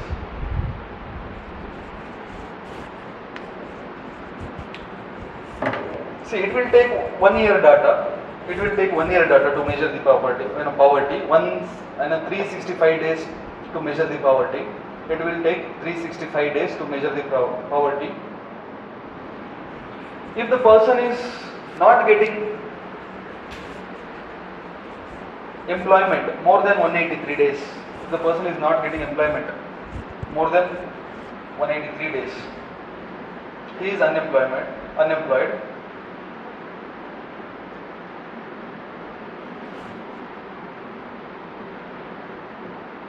So because of this unemployment, they will measure the poverty.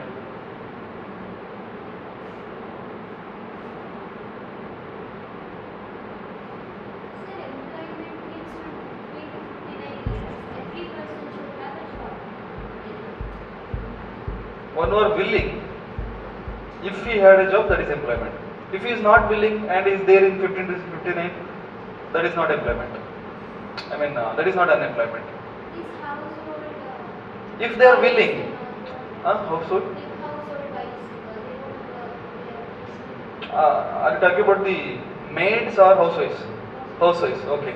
If housewives, if she willing and she is not getting work, means that is unemployment. If she is not willing and she is very happy with housewife, then that is not unemployment.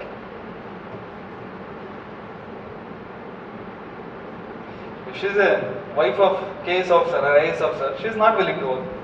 She is very happy to enjoy the money or enjoy the power of her husband. Like,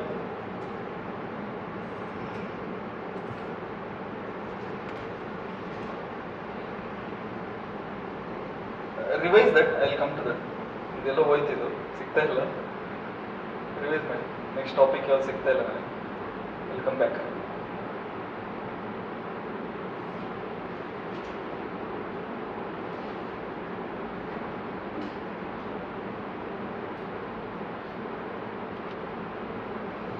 ಏನಾದರೂ doubts ಇದ್ರೆ ಕೇಳಿ, ತುಂಬ speed ಹೋಗಿದ್ದೀನಿ.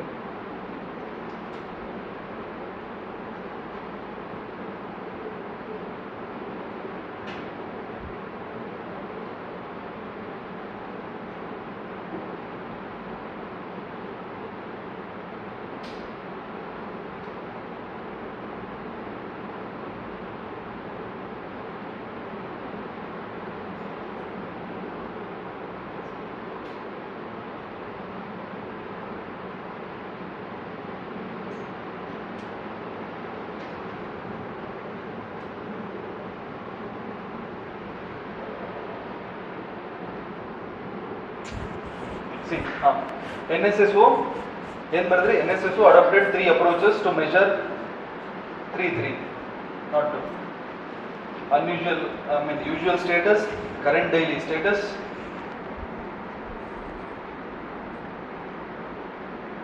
and current weekly status. First one, usual status. ಏನು ಬರೆದ್ರಿ? With their, what is this? What we are seeking here? Poverty or unemployment, whatever, like entire social structure ಹೇಗಿದೆ ಅಂತ ನೋಡೋದು. Poverty and unemployment, both. Okay. Usual status with the reference of 365 days, right? 365 days. ಎಲ್ಲಿಂದ ನಾವು ಯಾವತ್ತಿಂದ ನೋಡ್ತಾ ಇದ್ದೀವಿ, ಅಲ್ಲಿಂದ ಹಿಂದೆ 365 days. Like March 20th ಇಂದ ನೋಡ್ತಾ ಇದೀವಿ ಅಂತ ಹೇಳಿದ್ರೆ ಲಾಸ್ಟ್ ಇಯರ್ March 20th ಇಂದ ಈ March 20th ತನಕ 1 year. Okay. And the person is considered employed ಯಾವಾಗ? If he engaged more than 183 days. If he engaged in employment more than 183 days. If he is not engaged less than or not engaged in more than 183 days, means he engaged in employment less than 183 days, is unemployed. That means he is poor. Okay.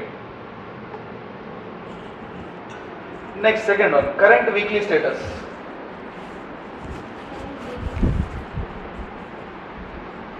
Current weekly status. CURRENT, current weekly status. See, this is like measure the poverty for the 1 year or 1 week, or the reference is 1 week here. The concept determines the activity status of a person with reference period of 1 week, means preceding from the day of calculation, preceding 7 days from the day of the calculation. And who is unemployed or who is poor? 1 week alli ನಾವು ನೋಡಿದಾಗ, if the person having work for an hour or more, for an hour, 1 hour or more, okay, for an hour or more, underline that, for an hour or more on any 1 or more days. That also underline, on any 1 or more days. During this reference period, means ಈ 7 ದಿನದಲ್ಲಿ, during this reference period. Okay, means ಅವನು ಈ 7 ದಿನ ಏನು ನೋಡ್ತೀವಿ, ಈ 7 ದಿನದಲ್ಲಿ, ಈ ವೀಕಲ್ಲಿ 1 hour ಅಥವಾ ಅದಕ್ಕಿಂತ ಜಾಸ್ತಿ, 1 ದಿನ ಅಥವಾ ಅದಕ್ಕಿಂತ ಜಾಸ್ತಿ ದಿನದಲ್ಲಿ, if he is employed, then only we consider as he is employed, then only we consider he is not poor ಅಂತ. Otherwise we can come to a conclusion he is unemployed and is not poor. 1 hour or more, 1 day or more, 1 week ಅಲ್ಲಿ. Okay, next third one, current daily status. Current daily status, it consists activity status of a person for each day prior to the day of survey, or 1 day prior to the day of survey.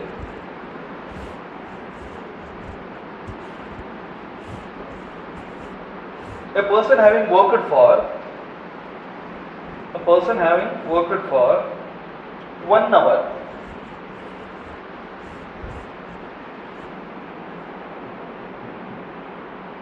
but less than 4 hours.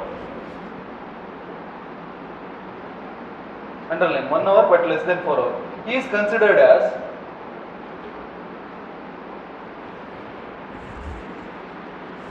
having worked for half day. He is considered as he is working for half day. 1 hour ಗಿಂತ ಜಾಸ್ತಿ, 4 hour ಗಿಂತ ಕಮ್ಮಿ work ಮಾಡಿದ್ರೆ half day worker ಅಂತ. If he works for 4 hours or more, if he works for 4 hours or more a day, ಒಂದು ದಿನಕ್ಕೆ 4 ಗಂಟೆಗಿಂತ ಜಾಸ್ತಿ work ಮಾಡಿದ್ರೆ he is considered as employed for whole day. Underline that also, he is considered for employed for whole day. Means in a daily status ಅಲ್ಲಿ 1 to 4 hour ಒಳಗಿದ್ರೆ ಅವನ employment, ಅವನ್ನ half day worker ಅಂತ. 4 hour ಗಿಂತ ಜಾಸ್ತಿ work ಮಾಡಿದ್ರೆ whole day worker ಅಂತ, employed ಅಂತ. Okay,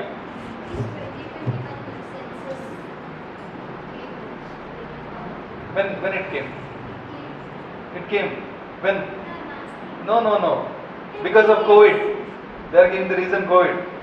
After COVID, 5 state election, after 5 northern state election, now southern states election going on. After this, parliamentary election, so they are busy. Census, no, who wants census? Election is important. Census for schemes, right? Schemes means welfare schemes, right? That is later. First there should be government to do welfare schemes according to politicians. But what we really need? Census, right? Not 2011. Take heading as a periodic labor force survey, PLFS. It was launched in 2017. Periodic labor force survey. NSSO, PSL, ಇದೆಲ್ಲ important. Periodic labor force survey. Okay. PLFS was launched in 2017 by NSSO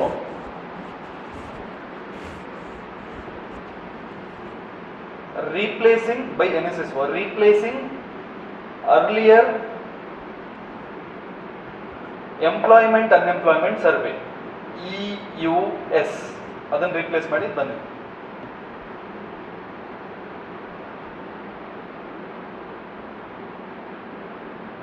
Next point, PLFS is a regular survey, right speed, okay, for generating estimates. Hold your pen like this, then it will easy for writing. Handwriting ಹೋಗುತ್ತೆ, fine. Regular survey for generating estimates.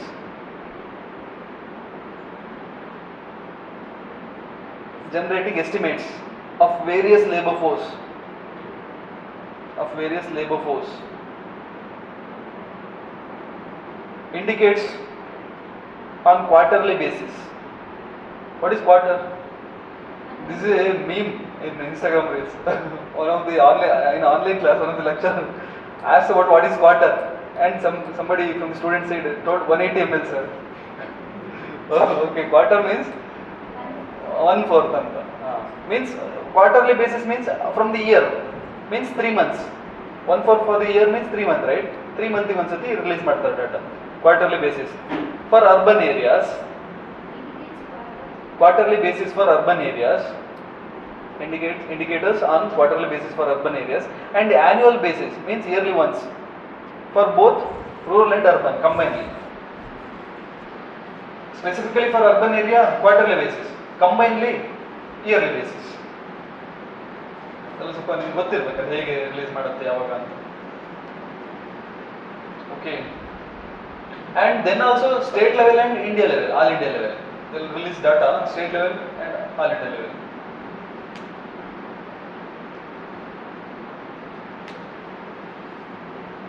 And they release data on formal sector as well as informal sector.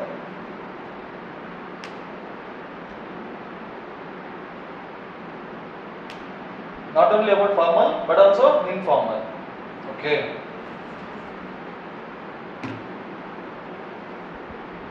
And they followed the 3 approaches.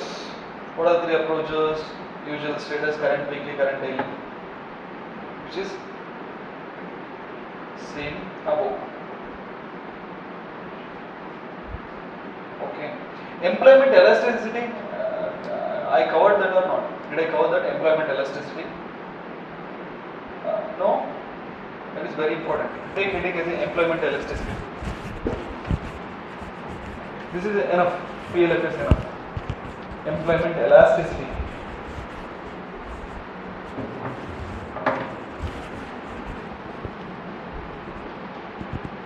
Employment elasticity. Something elasticity means what? Elastic. Rubber. Flexible. Employment elasticity means what? India's GDP is growing and growing year by year, and India's employment is like this, employment rate, and it is not employment elasticity. Employment elasticity means if the GDP growing, employment also, the employment rate also must grow. Then employment elasticity. ಅರ್ಥ ಆಯ್ತಲ್ಲ ಬರ್ಬೇಕು.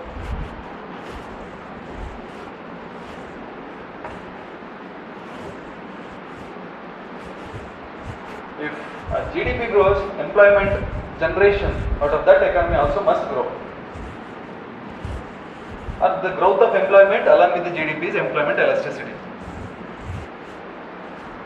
The same definition ನೀವು ಮತ್ತೆ ಕೇಳಿದ್ರೆ ನನಗೆ ಬರಲ್ಲ. ಒಂದ್ಸತಿ ಯಾವುದೋ ಒಂದು ಡೆಫಿನೇಷನ್ ಹೇಳ್ತೀಯಲ್ಲ, ಮತ್ತೊಂದು ಸತಿ ಅದೇ ಡೆಫಿನೇಷನ್ ನಂಗೆ ಬರೋದೇ ಇಲ್ಲ, ಲೈಫಲ್ಲಿ ಬರಲೇ ಇಲ್ಲ. ಫ್ರಮ್ ದ ಸ್ಕೂಲಿಂದ ಅದೇ ಪ್ರಾಬ್ಲಮ್ ನನಗೆ. What in parents teacher meeting ಇರುತ್ತಲ್ವಾ, ನಂದು ಯಾವಾಗಲೂ ಕಂಪ್ಲೇಂಟ್ ಅದೇ ನಮ್ಮ ಟೀಚರ್ಸ್ ಇದು, ನಾನು ಬರ್ಸ್ದಂಗೆ ಬರೆಯಲ್ಲ ಇವಂದೇ ಬರೀತಾನೆ ಅಂತ. And that helped me in UPSC. Okay, ನಾನು ಸುಮಾರು ಪನಿಷ್ಮೆಂಟು ಬಂದಿದೆ ನಂಗೆ ಮಾರ್ಕ್ಸ್ ಕೊಡ್ತಿರ್ಲಿಲ್ಲ. ಅವ್ರು ಬರ್ಸ್ದಂಗೆ ನಂಗೆ ಬರೆಯೋಕ್ಕಾಗಲ್ಲ. I tried my level best, ನಂಗೆ ನೆನಪಿರಲ್ಲ, ಬಟ್ ಕಾನ್ಸೆಪ್ಟ್ ಅದೇ ಇರುತ್ತೆ, ಬೇರೆ ಸ್ಟೈಲಲ್ಲಿ ಬರ್ದಿರ್ತೀನಿ ನಾನು. And that is what need in UPSC. Okay, and ನೀವೆಲ್ಲ ಗುಡ್ ಸ್ಟೂಡೆಂಟ್ಸ್ ಇರ್ತೀರಾ, ನಿಮಗೆ ಅವ್ರು ಬರ್ಸ್ದಾಗೆ ಬರಿತಾ ಇರ್ತೀರಾ. ಸೊ ಇನ್ನೊಂದು ಸ್ವಲ್ಪ ಚೇಂಜ್ ಮಾಡಿ. ಓಕೆ, ಅರ್ಥ ಮಾಡ್ಕೊಳ್ಳಿ, ನಿಮ್ಮ ಸ್ಟೈಲಲ್ಲಿ ಬರೀ. ಓಕೆ, ಇಲ್ಲ ನಮ್ಮ ಥರದಲ್ಲಿ ಇದ್ದೀರ. ಎಂಪ್ಲಾಯ್ಮೆಂಟ್ ಎಲಾಸ್ಟಿಸಿಟಿ ಮೀನ್ಸ್ GDP ಜಾಸ್ತಿ ಆಗ್ತಾ ಹೋಗುತ್ತೆ, ಬಟ್ ಎಂಪ್ಲಾಯ್ಮೆಂಟ್ ಬರಲ್ಲ. Best example employment elasticity. In India, employment elasticity is there or not? Not there, right? And what is happening in tertiary sector? In tertiary sector, GDP which is arising out of from the tertiary sector is growing and growing every year. GDP from the tertiary sector is growing. The rate of GDP ಬಗ್ಗೆ ಮಾತಾಡ್ತಿಲ್ಲ ನಾನು. Again, there is another story for that. Because the rate of GDP today from the tertiary sector is less compared to the rate of GDP after LPG. Okay, it is less. Okay, but the employment generation, but the GDP is growing definitely. Tertiary sector in the GDP ಬರ್ತಾ ಇದೆ ಇಲ್ಲ, GDP is growing from the tertiary sector, but employment generation there is no employment generation in the tertiary sector, right? Less minimum, not comparatively. Comparatively GDP, the employment generation is very poor. If you look at agriculture, GDP is very less, but employment generation disguised unemployment. Means employment generation is there. So employment elasticity in the primary sector is more, if the statement is like that. Yes. Employment elasticity in the tertiary sector is less. Yes. ಈ ಥರ ಅರ್ಥ ಮಾಡ್ಕೊಳ್ಳಿ, connect ಮಾಡಿ.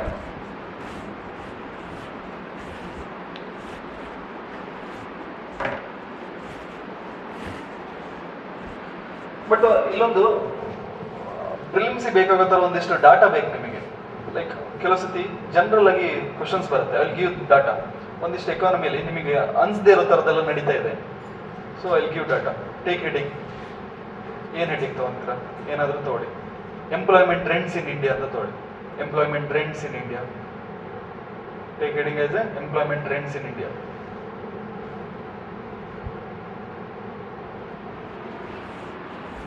In recent past, right? In recent past, there has been a decrease in the growth of unemployment. Sorry, growth of employment.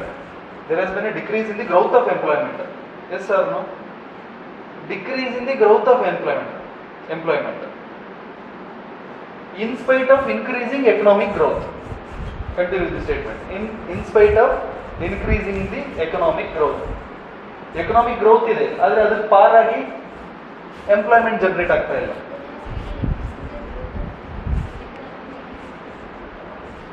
ಅದು ಬರಲ್ಲ ನನಗೆ ಮತ್ತೆ. First ಇಂದ ಹೇಳಿ, ನಾನು ಹೇಳ್ತೀನಿ again. In the recent past, there has been decreasing in the decreasing in the growth of employment. In spite of increasing the economic growth. In spite of increasing the economic growth. Economic growth ಆದರೂ ಸಮೇತ employment generate ಆಗ್ತಾ ಇಲ್ಲ ಅದಕ್ಕೆ ಪಾರಾಗಿ.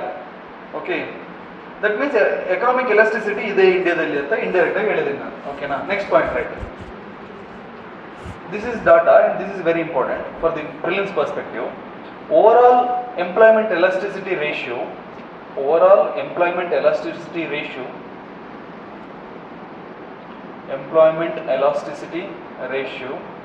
between 1972-1973 to 1973 to 83. Between 1972-73 to 83. Declined. ಏನು decline ಆಗಿದ್ದು? Employment elasticity declined from 0.5 to 0.5 to 0.51. Sorry, 0.5 to 0.41. 0.5 to 0.41. 0.5 to 0.41 in the next 10-year period. And further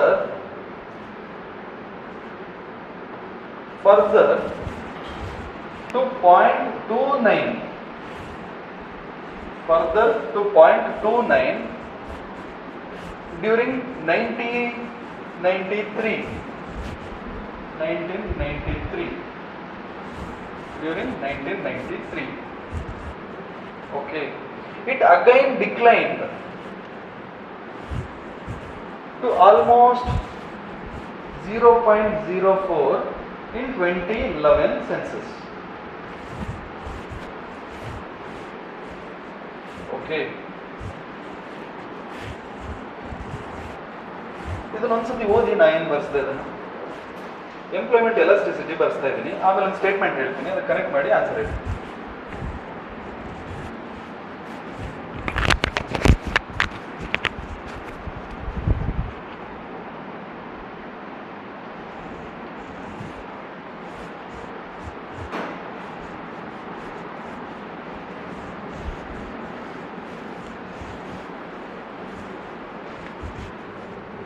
Or see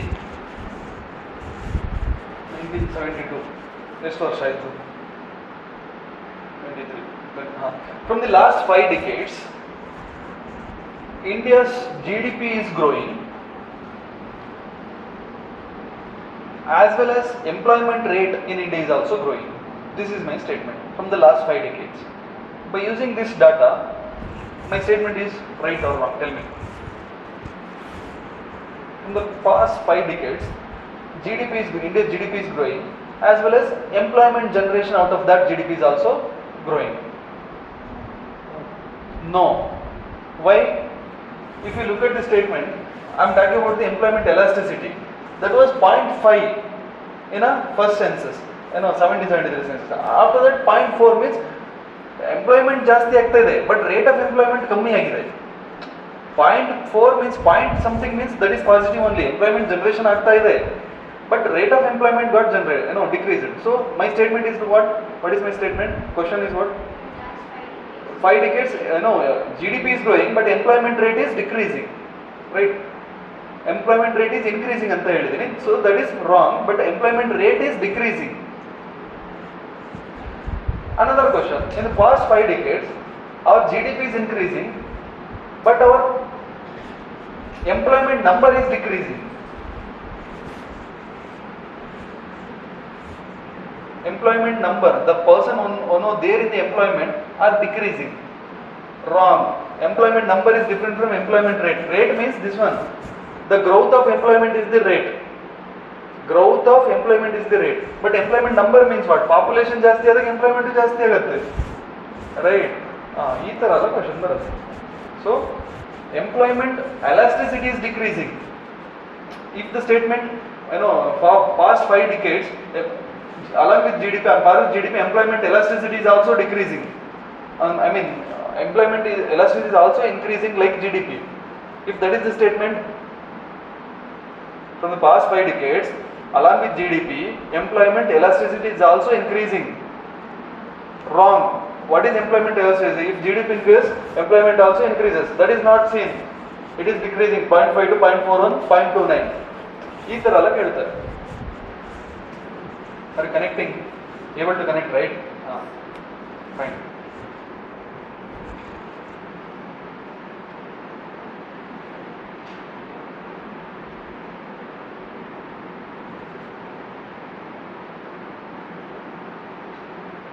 Another data, right? Employment elasticity in agriculture, which was 0.46, during 1973 to 1983. In 10 years, 0.46 ಇತ್ತು. Okay, and turn negative means minus 0.4. Turned negative means minus 0.4 during 2011 census. During 2011 census. That means what? During 1973 to 83, the employment elasticity in agriculture was good. But e census alli enagittu negative ಆಯಿತು. So if the statement is like employment elasticity is growing in agri sector, wrong. Is decreasing in agriculture sector. Yes. ಇದು ಗೊತ್ತಾಗಲ್ಲ exam ಅಲ್ಲಿ. ನಮಗೆ ಉಲ್ಟಾ ಅನ್ಸುತ್ತೆ. Because of disguised unemployment ತುಂಬಾ discuss ಮಾಡಿ ಇದು ಉಲ್ಟಾ ಅನ್ಸುತ್ತೆ. ಓಕೆ, ಅದಕ್ಕೆ ಬರ್ಸಿದ್ದು. ಬಟ್ ಇದನ್ನ ಹೇಗೆ ಡಿಫೈನ್ ಮಾಡ್ಕೊಳ್ತೀರಾ? ನಾವು ಡಿಸ್ಗೈಸ್ಡ್ ಅನ್ಎಂಪ್ಲಾಯ್ಮೆಂಟ್, ಅದರಿಂದ GDP ಬರ್ತಾ ಇಲ್ಲ, ಬಟ್ ಎಲ್ಲರೂ ಅಲ್ಲಿಗೆ ಕೆಲಸ ಹೋಗ್ತಿದ್ದಾರೆ ಅಂತ ನಾರ್ಮಲ್ ಆಗಿ ಮಾತಾಡ್ತೀವಲ್ವಾ? But my data is something talking against to that kind of knowledge. Then how will define? What is the year? 1973-74 means that is before LPG or before technology, right? 73 to 83. But after 2011 means that is from the 2001 to 2011 data, and 2001 is the year after 1991. After 1991, because of the liberalization, private companies got generated, and because of the globalization, global agriculture technology also we imported. Tractors started. When tractors started, before 10 people used to do work one tractor nowadays doing. The work of 10 people, one tractor can do. Or work of 50 people, one tiller can do, right? Mechanization of the agriculture happened. when there is a mechanization, the employment which is generated out of the agriculture got decreased. So employment elasticity in agriculture decreased, and it is hard to accept during examination hall. It is very hard because we already discussed disguised unemployment. What is disguised unemployment? GDP is not generating, then also there is employment in agriculture. That is disguised unemployment, right? But ಇದನ್ನ connect ಮಾಡೋಕ್ಕಾಗಲ್ಲ, ಹಾಗಾಗಿ ತುಂಬ ಜನ ತಪ್ಪು ಮಾಡ್ತಾರೆ ಇಲ್ಲಿ. Then also ಈ mechanisation of agriculture think ಮಾಡಿ ಅದಕ್ಕೆ ಆನ್ಸರ್ ಮಾಡಬೇಕು. Okay, this is the proper data you must utilise. ಅರ್ಥ ಆಯ್ತಲ್ವಾ? Any doubts? Because of the mechanisation of the agriculture means tiller, ಟ್ರ್ಯಾಕ್ಟ್ರಿ ಅದು ಇದು ಎಲ್ಲ ಬಂದಿರೋದ್ರಿಂದ ಅಲ್ಲಿ ಜನರು ಯಾರು ಕೆಲಸ ಮಾಡ್ತಿದ್ರು ಅವ್ರು ಕಮ್ಮಿ ಆದರು. ಯಾವಾಗ 2001 ಇಂದ 2011 ತನಕ. So employment elasticity got decreased compare to 1973 to 83 or 10 years decades ಅಲ್ಲಿ, in that decade comparatively. Okay, in that decade why there is no mechanization? Because that is before LPG era, right?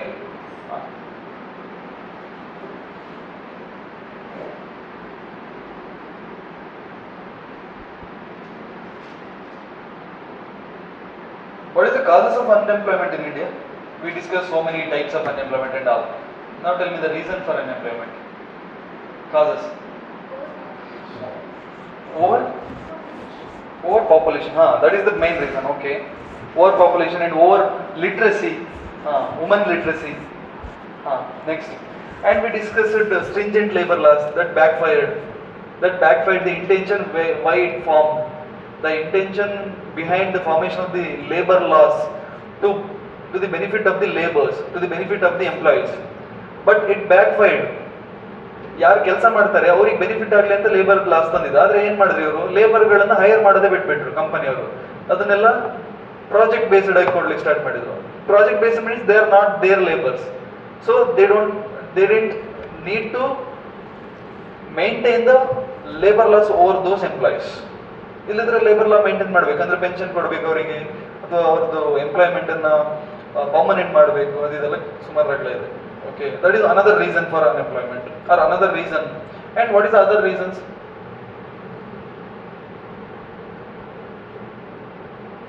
The structure itself, jobless growth, India witnessing growth, then also there is no job, there is no employment elasticity, right?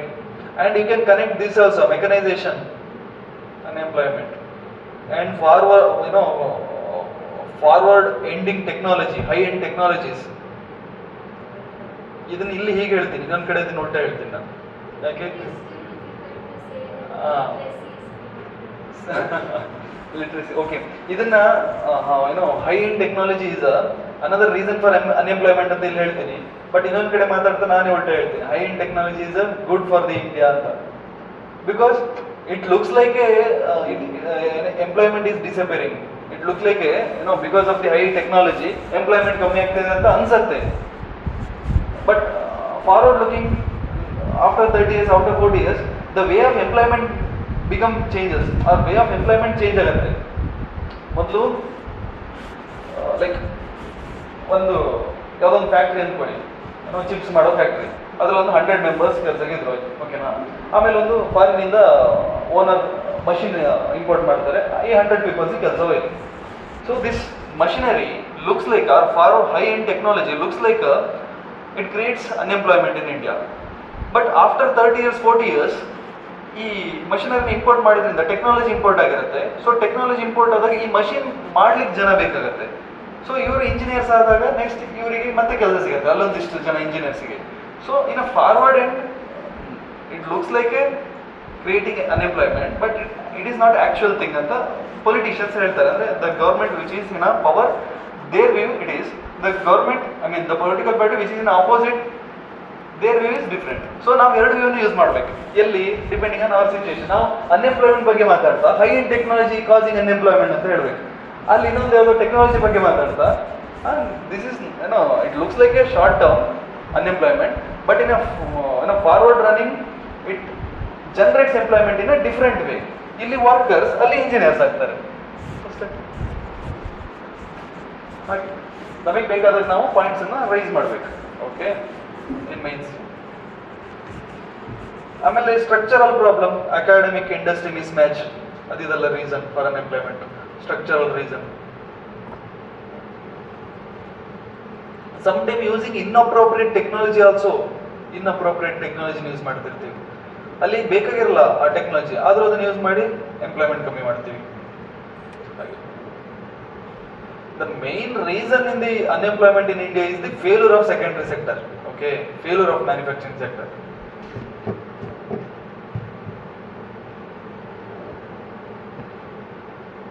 And the failure of the policy which focus on the secondary sector. ಹೇಗೆ ಹೇಳಿ, FDI ನ ನಾವು ಯಾವ ಕಡೆ focus ಮಾಡಿದ್ದೀವಿ, divert ಮಾಡಿದ್ದೀವಿ. ಇವಾಗ ನಮ್ಮ ಫಾರಿನ್ ಅಫೇರ್ಸ್ ಮಿನಿಸ್ಟರ್ ಫಾರಿನ್ಗೆ ಹೋಗ್ತಾರೆ, ಅಲ್ಲಿ ಏನೋ ಫ್ರೀ ಟ್ರೇಡ್ ಅಗ್ರಿಮೆಂಟ್ ಅಥವಾ ಇದನ್ನ ಮಾಡ್ತಾರೆ, ಏನೋ FDI ಬೇಕು ನಮಗೆ, FPI ಬೇಕು ಹೇಳ್ತಾರೆ. ಬಟ್ ಯಾವ ಸೆಕ್ಟರಿಗೆ ಬೇಕಂತ ಫೋಕಸ್ ಮಾಡಲ್ಲ. ನಾವು ಎಲ್ಲಿ ಫೋಕಸ್ ಮಾಡ್ತಾ ಇದೀವಿ, ಟರ್ಷಿಯರಿ ಸೆಕ್ಟರ್. ನಮ್ಮಲ್ಲಿ ಹೊಸದಾಗಿ ಏನಾದರೂ ಫಾರಿನ್ ಇನ್ವೆನ್ಷನ್ ಆಗ್ತಾ ಇದೆ ಅಥವಾ ಫಾರಿನ್ ಇನ್ವೆಸ್ಟ್ಮೆಂಟ್ ಆಗ್ತಾ ಇದೆ ಅಂತ ಹೇಳಿದ್ರೆ that is only for the tertiary sector ಅನ್ನೋ ಥರ ಆಗಿದೆ. ಅವ್ರ ಫಾರಿನ್ ಇನ್ವೆಸ್ಟ್ಮೆಂಟ್ ಎಂಟೈರ್ಲಿ ಫೋಕಸಿಂಗ್ ಅಂದ್ರೆ tertiary sector, service sector, IT sector. ಯಾರು ಬಂದು ಅಗ್ರಿಕಲ್ಚರ್ ಮೇಲೆ ಇನ್ವೆಸ್ಟೇ ಮಾಡ್ತಿಲ್ಲ, ಯಾರು ಬಂದು ಮ್ಯಾನುಫ್ಯಾಕ್ಚರಿಂಗ್ ಸೆಕ್ಟರ್ ಮೇಲೆ ಇನ್ವೆಸ್ಟೇ ಮಾಡ್ತಿಲ್ಲ. That is the problem. And manufacturing sector is the employment generator, right? But our entire foreign investment is focusing on service sector, not manufacturing sector. That is the problem. And you know this, the infrastructure itself is not cooperating the manufacturing sector today. There is no logistics sector. ನಮ್ಮಲ್ಲೊಂದು road ಇಲ್ಲ ಸರಿಯಾಗಿ, road ಮಾಡಿದ್ರೆ ನೀರು ನಿಲ್ಲುತ್ತೆ. there is a problem. Okay, ಹೀಗಲ್ಲ. when this is the infrastructure of the country, nobody wants to invest in India. So before investing they'll think like, what is the infrastructure? If there is a proper connectivity, then only they will invest, because they need a logistics sector, they need road, they need railways, they need airports near to their industry for their export, or for their reaching the market, or for their supply chain reaching the industry, for their raw materials reaching the industry. They need logistics support, they need infrastructure, right? These are all the reason for poverty or unemployment. Connect ಮಾಡಬೇಕೆಲ್ಲದನ್ನ. Okay, ಸುಮ್ಮನೆ ನಾವು ಏನು ಮಾಡ್ತೀವಿ, specific ಆಗಿ ಎಲ್ಲಿ problem ಇದೆ ಅದು ಮಾತ್ರ ನೋಡ್ತೀವಿ. ಇದು ಹೆಂಗೆ ಗೊತ್ತಾ, ಈಗ ಪೊಲೀಸ್ ಸ್ಟೇಷನ್ಗೆ ಒಂದು ಲೇಡಿ ಬರ್ತಾಳೆ, ನನ್ನ ಗಂಡ ಕುಡ್ಕೊಬಂದು ನನಗೆ ಸಕ್ಕತ್ತಾಗಿ ಹೊಡಿತಿದ್ದಾನೆ ಅಂತ ಹೇಳ್ತಾಳೆ. ಪೊಲೀಸ್ ಇನ್ಸ್ಪೆಕ್ಟರ್ ಹೋಗಿ ಅವ್ನ ಗಂಡನ ಅರೆಸ್ಟ್ ಮಾಡ್ತಾರೆ. ಆ್ಯಂಡ್ ಅಲ್ಲಿಗೆ ಅವನ ಮನಸ್ಸಿಗೆ ಪ್ರಾಬ್ಲಮ್ ಸಾಲ್ವ್ ಆಯ್ತು ಅಂತ. Actually according to me problem solve ಆಗಿಲ್ಲ. ಪ್ರಾಬ್ಲಮ್ ಸಾಲ್ವ್ ಮಾಡೋದು ಹೇಗೆ? ಇದನ್ನ ಫಸ್ಟ್ ಅವ್ನು ಕರ್ಕೊಬಂದು ಅವ್ನಿಗೆ ಕೌನ್ಸಿಲಿಂಗ್ ಮಾಡ್ಬೇಕು. ಯಾಕೆ, ಏನು ಕತೆ, ಅಲ್ಲೇನೋ ಅವ್ರದ್ದು ವಿಲೇಜ್ ಆ್ಯಕ್ಚುಲಿ ಅದು ಇದಿರುತ್ತೆ, ಏನೋ ಡೈಲಿ ವೇಜ್ ಲೇಬರರ್ ಅಂತ ಅಂದ್ಕೊಳ್ಳಿ, ವಿಲೇಜಲ್ಲಿ ಇರ್ತಾರೆ ಅವರು. ಅಲ್ಲಿ ಆಥರೈಸ್ಡ್ MSAL ಅಥವಾ ಆಥರೈಸ್ಡ್ ಬಾರ್ ಇರಲ್ಲ ಆ ವಿಲೇಜ್ಗೆ, ಅದಕ್ಕೆಲ್ಲ ನೋಡೇ ಕೊಟ್ಟಿರ್ತಾರೆ. ಅಂತ ವಿಲೇಜಿಗೆ ಕೊಡಲ್ಲ, ಯಾವುದೋ ಸಿಟಿಯಲ್ಲಿರೋ ರೋಡ್ ಸೈಡಿಗಿರೋ ವಿಲೇಜಿಗೆ ಕೊಟ್ಟಿರ್ತಾರೆ. ಆದರೂ ಅಲ್ಲಿ ಇಲ್ಲಿಗಲಿ ಲಿಕ್ಕರ್ ಸೇಲ್ ಮಾಡ್ತಾ ಇರ್ತಾರೆ. ಆ ಲಿಕ್ಕರ್ ಸೇಲ್ ಮಾಡೋರು ಅವರಿಗೆ ಮಂತ್ಲಿ ಕೊಡ್ತಾ ಇರ್ತಾರೆ. ಅದನ್ನೆಲ್ಲ ಸ್ಟಾಪ್ ಮಾಡಿಸ್ಬೇಕು. ಫಸ್ಟ್ ಬೀಯಿಂಗ್ SP ಅವನಲ್ಲಿ ಹೋಗಿ what is the real story, why it is happening, and what is the shop which is selling ಇಲ್ಲಿಗಲಿ ಲಿಕ್ಕರ್ಸ್, ಅದನ್ನೆಲ್ಲ ನೋಡಿ. ಅವರಿಗೆ ಆಕ್ಸೆಸಿಬಿಲಿಟಿ ಇಲ್ಲ ಅಂದಾಗ ಇಲ್ಲಿಂದ ತಗೊಳ್ತಾನೆ.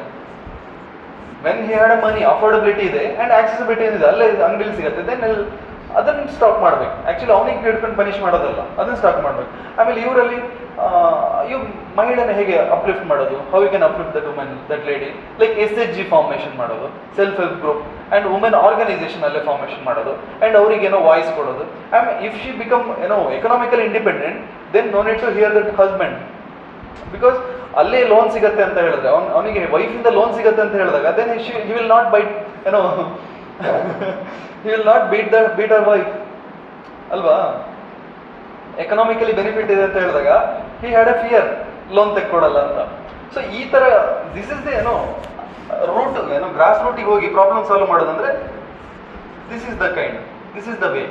ಜಸ್ಟ್ ಅವನಿಗೆ ಪನಿಷ್ ಮಾಡಿದ್ರೆ that is not a problem. ನಮ್ಮಲ್ಲಿ ಟರ್ಷಿಯರಿ ಎಂಪ್ಲಾಯ್ಮೆಂಟ್ ಜನರೇಟ್ ಆಗ್ತಿಲ್ಲ ಅಂತ ಹೇಳಿ ನಾವು ಎಲ್ಲಿ ಫೋಕಸ್ ಮಾಡ್ತಾ ಇದ್ದೀವಿ, ವೇರ್ ವಿ ಆರ್ ಫೋಕಸಿಂಗ್, ನಾವು ಎಲ್ಲೆಲ್ಲ ಎಂಪ್ಲಾಯ್ಮೆಂಟ್ ಈಗ ಕೊಡ್ತಾ ಇದ್ದೀವಿ ಅಲ್ಲೇ ಫೋಕಸ್ ಮಾಡ್ತಾ ಇದ್ದೀವಿ. ಫ್ಯಾಕ್ಟ್ರಿ ಎಂಪ್ಲಾಯ್ಮೆಂಟ್ ಜನರೇಟ್ ಮಾಡ್ತಾ ಇದ್ದಾರೆ, ಅವ್ರಿಗೆ ಹೋಗಿ ಹೇಳ್ತಾ ಇದ್ದೀವಿ ನೀವು ಇನ್ನೂ ಜಾಸ್ತಿ ಜನರು ಎಂಪ್ಲಾಯ್ಮೆಂಟ್ ಮಾಡಿ ಹಾಗೆ ಹೀಗೆ ಅಂತ. That is not the solution. The solution basics, first do infrastructure properly. Road ಮಾಡಿದ್ರೆ ನೀರು ನಿಲ್ಬಾರ್ದು. ಅವಾಗ ಏನಾಗುತ್ತೆ, foreign investment will come for the secondary sector. Manufacturing foreign investment ಬರುತ್ತೆ. ಅವಾಗ ಏನಾಗುತ್ತೆ, ಮ್ಯಾನುಫ್ಯಾಕ್ಚರಿಂಗ್ ಸೆಕ್ಟರ್ ಗ್ರೋ ಆಗುತ್ತೆ. So make Udan scheme properly implement. Udan scheme implement ಮಾಡಿದಾಗ area wise ಅಲ್ಲಿ ಏರ್ಪೋರ್ಟ್ ಕ್ರಿಯೇಟ್ ಆಗುತ್ತೆ. ಏರ್ಪೋರ್ಟ್ ಕ್ರಿಯೇಟ್ ಆದಾಗ ಅಲ್ಲೆಲ್ಲ ಫ್ಯಾಕ್ಟ್ರಿಗಳು ಕ್ರಿಯೇಟ್ ಆಗುತ್ತೆ. ಫ್ಯಾಕ್ಟ್ರಿ ಕ್ರಿಯೇಟ್ ಆದಾಗ ನಮ್ದು ಎಕ್ಸ್ಪೋರ್ಟ್ ಜಾಸ್ತಿ ಆಗುತ್ತೆ. ಎಕ್ಸ್ಪೋರ್ಟ್ ಜಾಸ್ತಿ ಆದಾಗ ಅಗೇನ್ ಇಲ್ಲಿ ಮ್ಯಾನುಫ್ಯಾಕ್ಚರಿಂಗ್ ಜಾಸ್ತಿ ಆಗುತ್ತೆ, ಕೆಲಸ ಜಾಸ್ತಿ ಸಿಗುತ್ತೆ. ಸಿ ಏನೋ ರೂಟ್ ಆಫ್ ದಿ ಪ್ರಾಬ್ಲಮ್ ಹೋಗ್ಬೇಕಲ್ವಾ, ಹೀಗೆ.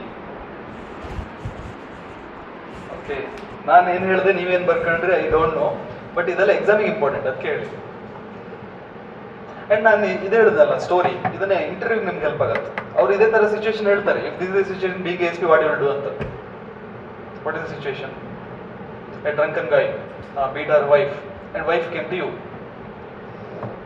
This is the story, situation, and they want this kind of answer from you.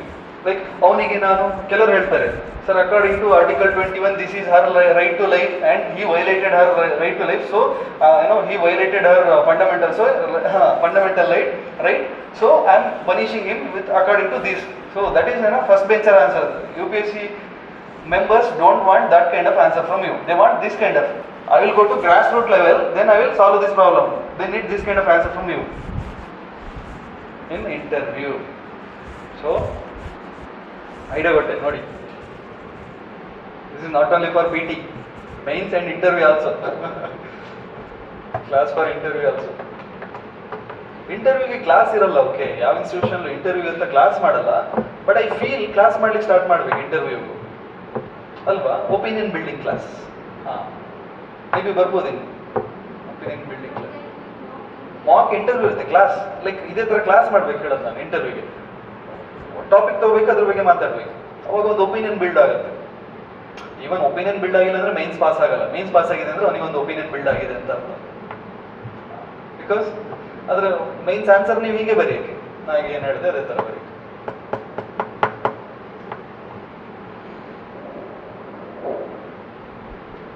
Okay,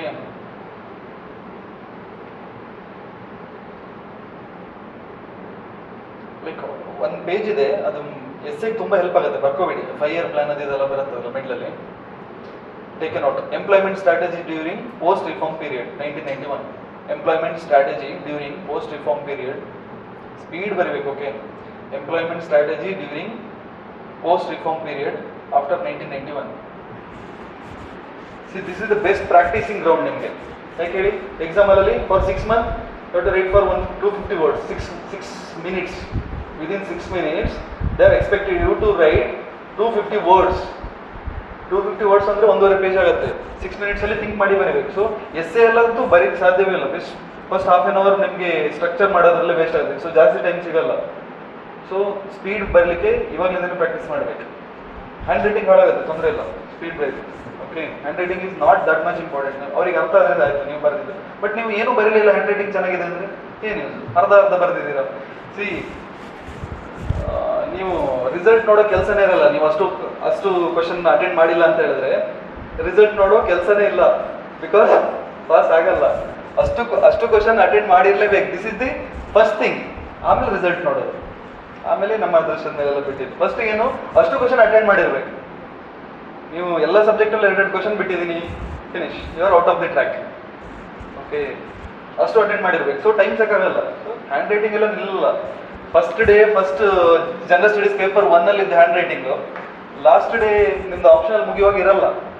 ಈ ಪೇಪರಲ್ಲೇ ಇರಲ್ಲ, ಅಲ್ಲಿಗೆ ಬಿಟ್ಬಿಡಿ, ಈ ಪೇಪರಲ್ಲೇ ಇರಲ್ಲ. ಓಕೆ, ಫಸ್ಟ್ ಆನ್ಸರ್ ಮಾತ್ರ ಚೆನ್ನಾಗಿರುತ್ತೆ. ನೀವು ಫಸ್ಟ್ ಆನ್ಸರ್ ತುಂಬ ಚೆನ್ನಾಗಿ ಬರೆದಿದ್ದೀರಾ, ಹ್ಯಾಂಡ್ ರೈಟಿಂಗ್ ಎಲ್ಲ ಚೆನ್ನಾಗಿದೆ, ಓಕೆ 10ಗೆ 1 6 7 ಸಿಕ್ಕಿದೆ ಅಂತ ಮಾಡಿ. ಅರ್ಧಕ್ಕೆ ಟೈಮ್ ಆಯಿತು, ಉಳಿದಿದ್ದು ಬರೋದಿಲ್ಲ ಅಂದರೆ ನಾನ್ ಸೆನ್ಸ್ ಅದು. ಆ ಸ್ಟ್ರಾಟಜಿನೇ ತಪ್ಪು. ಹ್ಯಾಂಡ್ ರೈಟಿಂಗ್ ಚೆನ್ನಾಗಿಲ್ಲ ಅಂದ್ರೆ ಅಡ್ಡಿಲ್ಲ, first finish it up. Okay, hand writing is not at all important. Finishing the paper is important. Okay, means indirectly telling enough. Go. I know. After 1991, you're instincting me. Enough is enough. Go for the topics. It is often rightly argued that high rate of economic growth is necessary. It is often rightly argued that high rate of economic growth is necessary.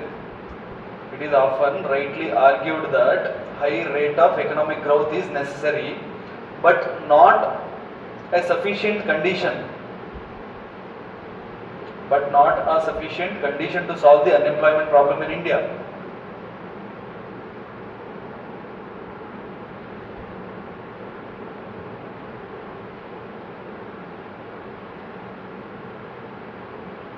In India, full stop and right, in India, where employment elasticity is quite low, in India, ಗೊತ್ತಾಗಿಲ್ಲ ಅಂದ್ರೆ ಹೇಳಿ, ನಾನು ಮುಂದೆ ಹೇಳ್ತಾ ಹೋಗಿ ನೀವೇನು ಬರೀದಿಲ್ಲ. In India, where employment elasticity is quite low, an annual growth rate of 8 to 9%. An annual growth rate of 8 to 9% can only provide a partial solution to unemployment problem.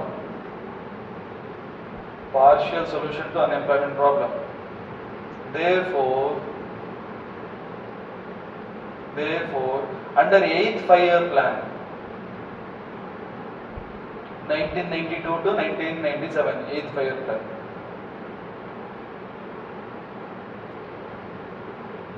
there was an emphasis on both growth and also underline the 8th 5-year plan, both growth and also restructuring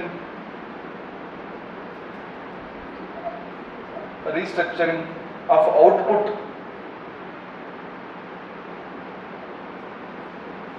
composition. First up, the plan set a target of 2.6 to 2.8% annual growth. Underline that, 2.6 to 2.8% of annual growth in employment. With a view to achieve near full employment in a period of 10 years.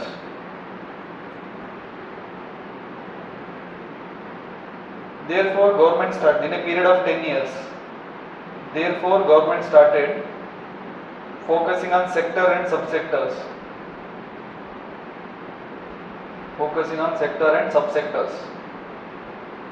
With high employment elasticity.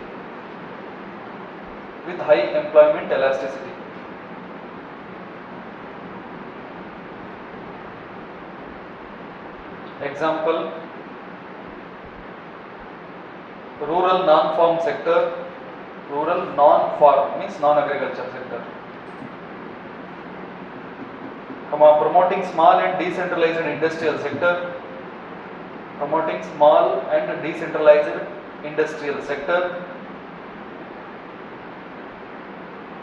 etc.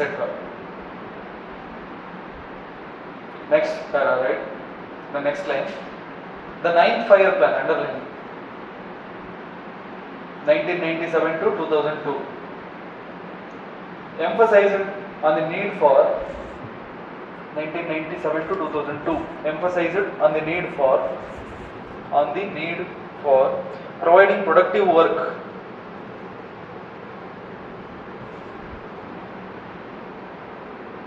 as it is a basic source of human dignity and self-respect.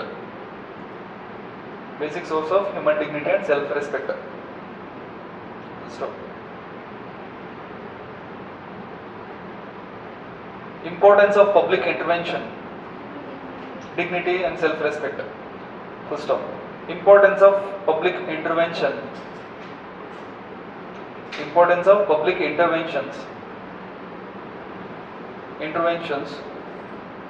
was recognized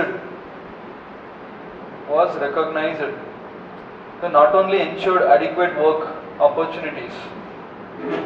Recognized to not only ensure adequate work opportunities.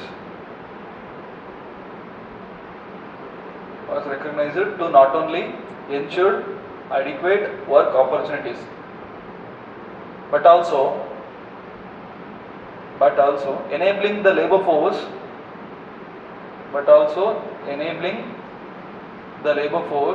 to accept these opportunities.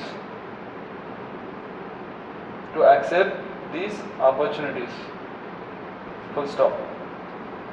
In the next line, 11th 5-year plan 2007 to 2012. 11th 5-year plan aimed at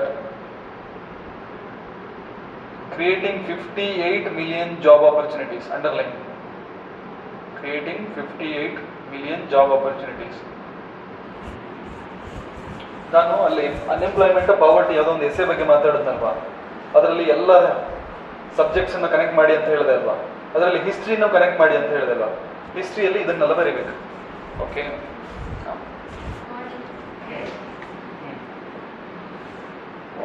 like history means something happened in past, not only ancient medieval part. In very last, the most of the 58 million job opportunities, full stop. The most of the observers agree that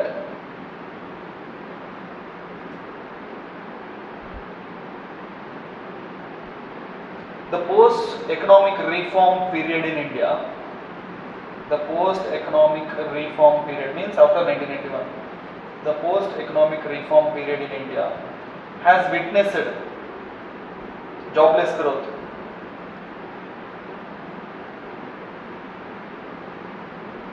The largest sector of economy, that is agriculture,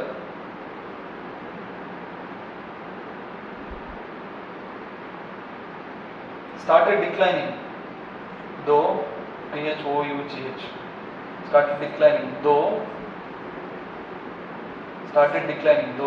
government, just write GOVT, government focused on poverty. See, in exam you should write full form like GOVRN, ella baribeku. Illi GOVT. Okay. Focused on poverty alleviation program.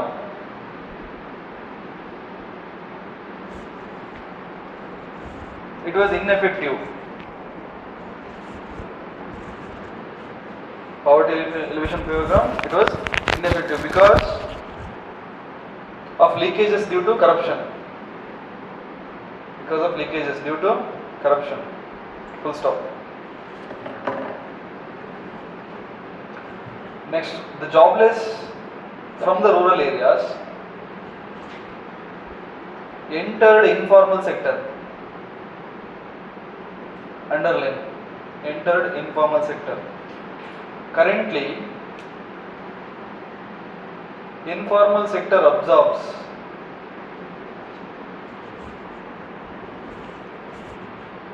92% of such workforce.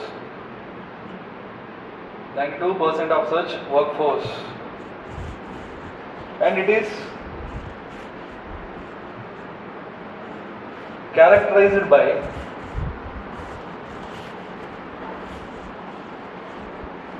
unprotected jobs.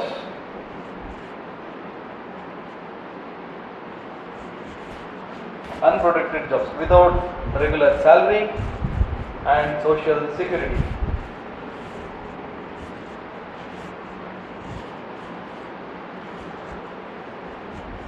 Full stop. The workforce or workers also migrate to big cities.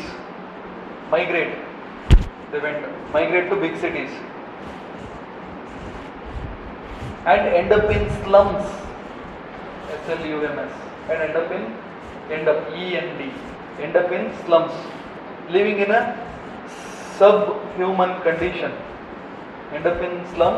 in a subhuman condition. Full stop. The next line, right? A 12th 5-year plan hopes to make manufacturing sector hopes to make manufacturing sector a genuine engine for growth. A genuine engine for growth, which could generate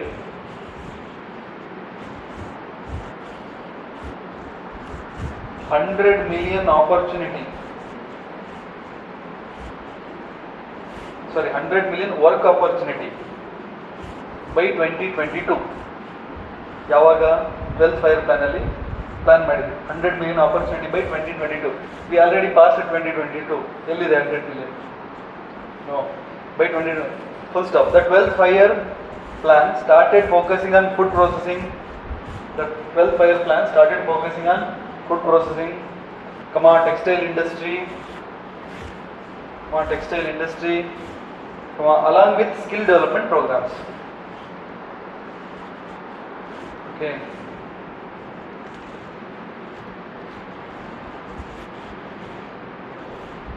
Over.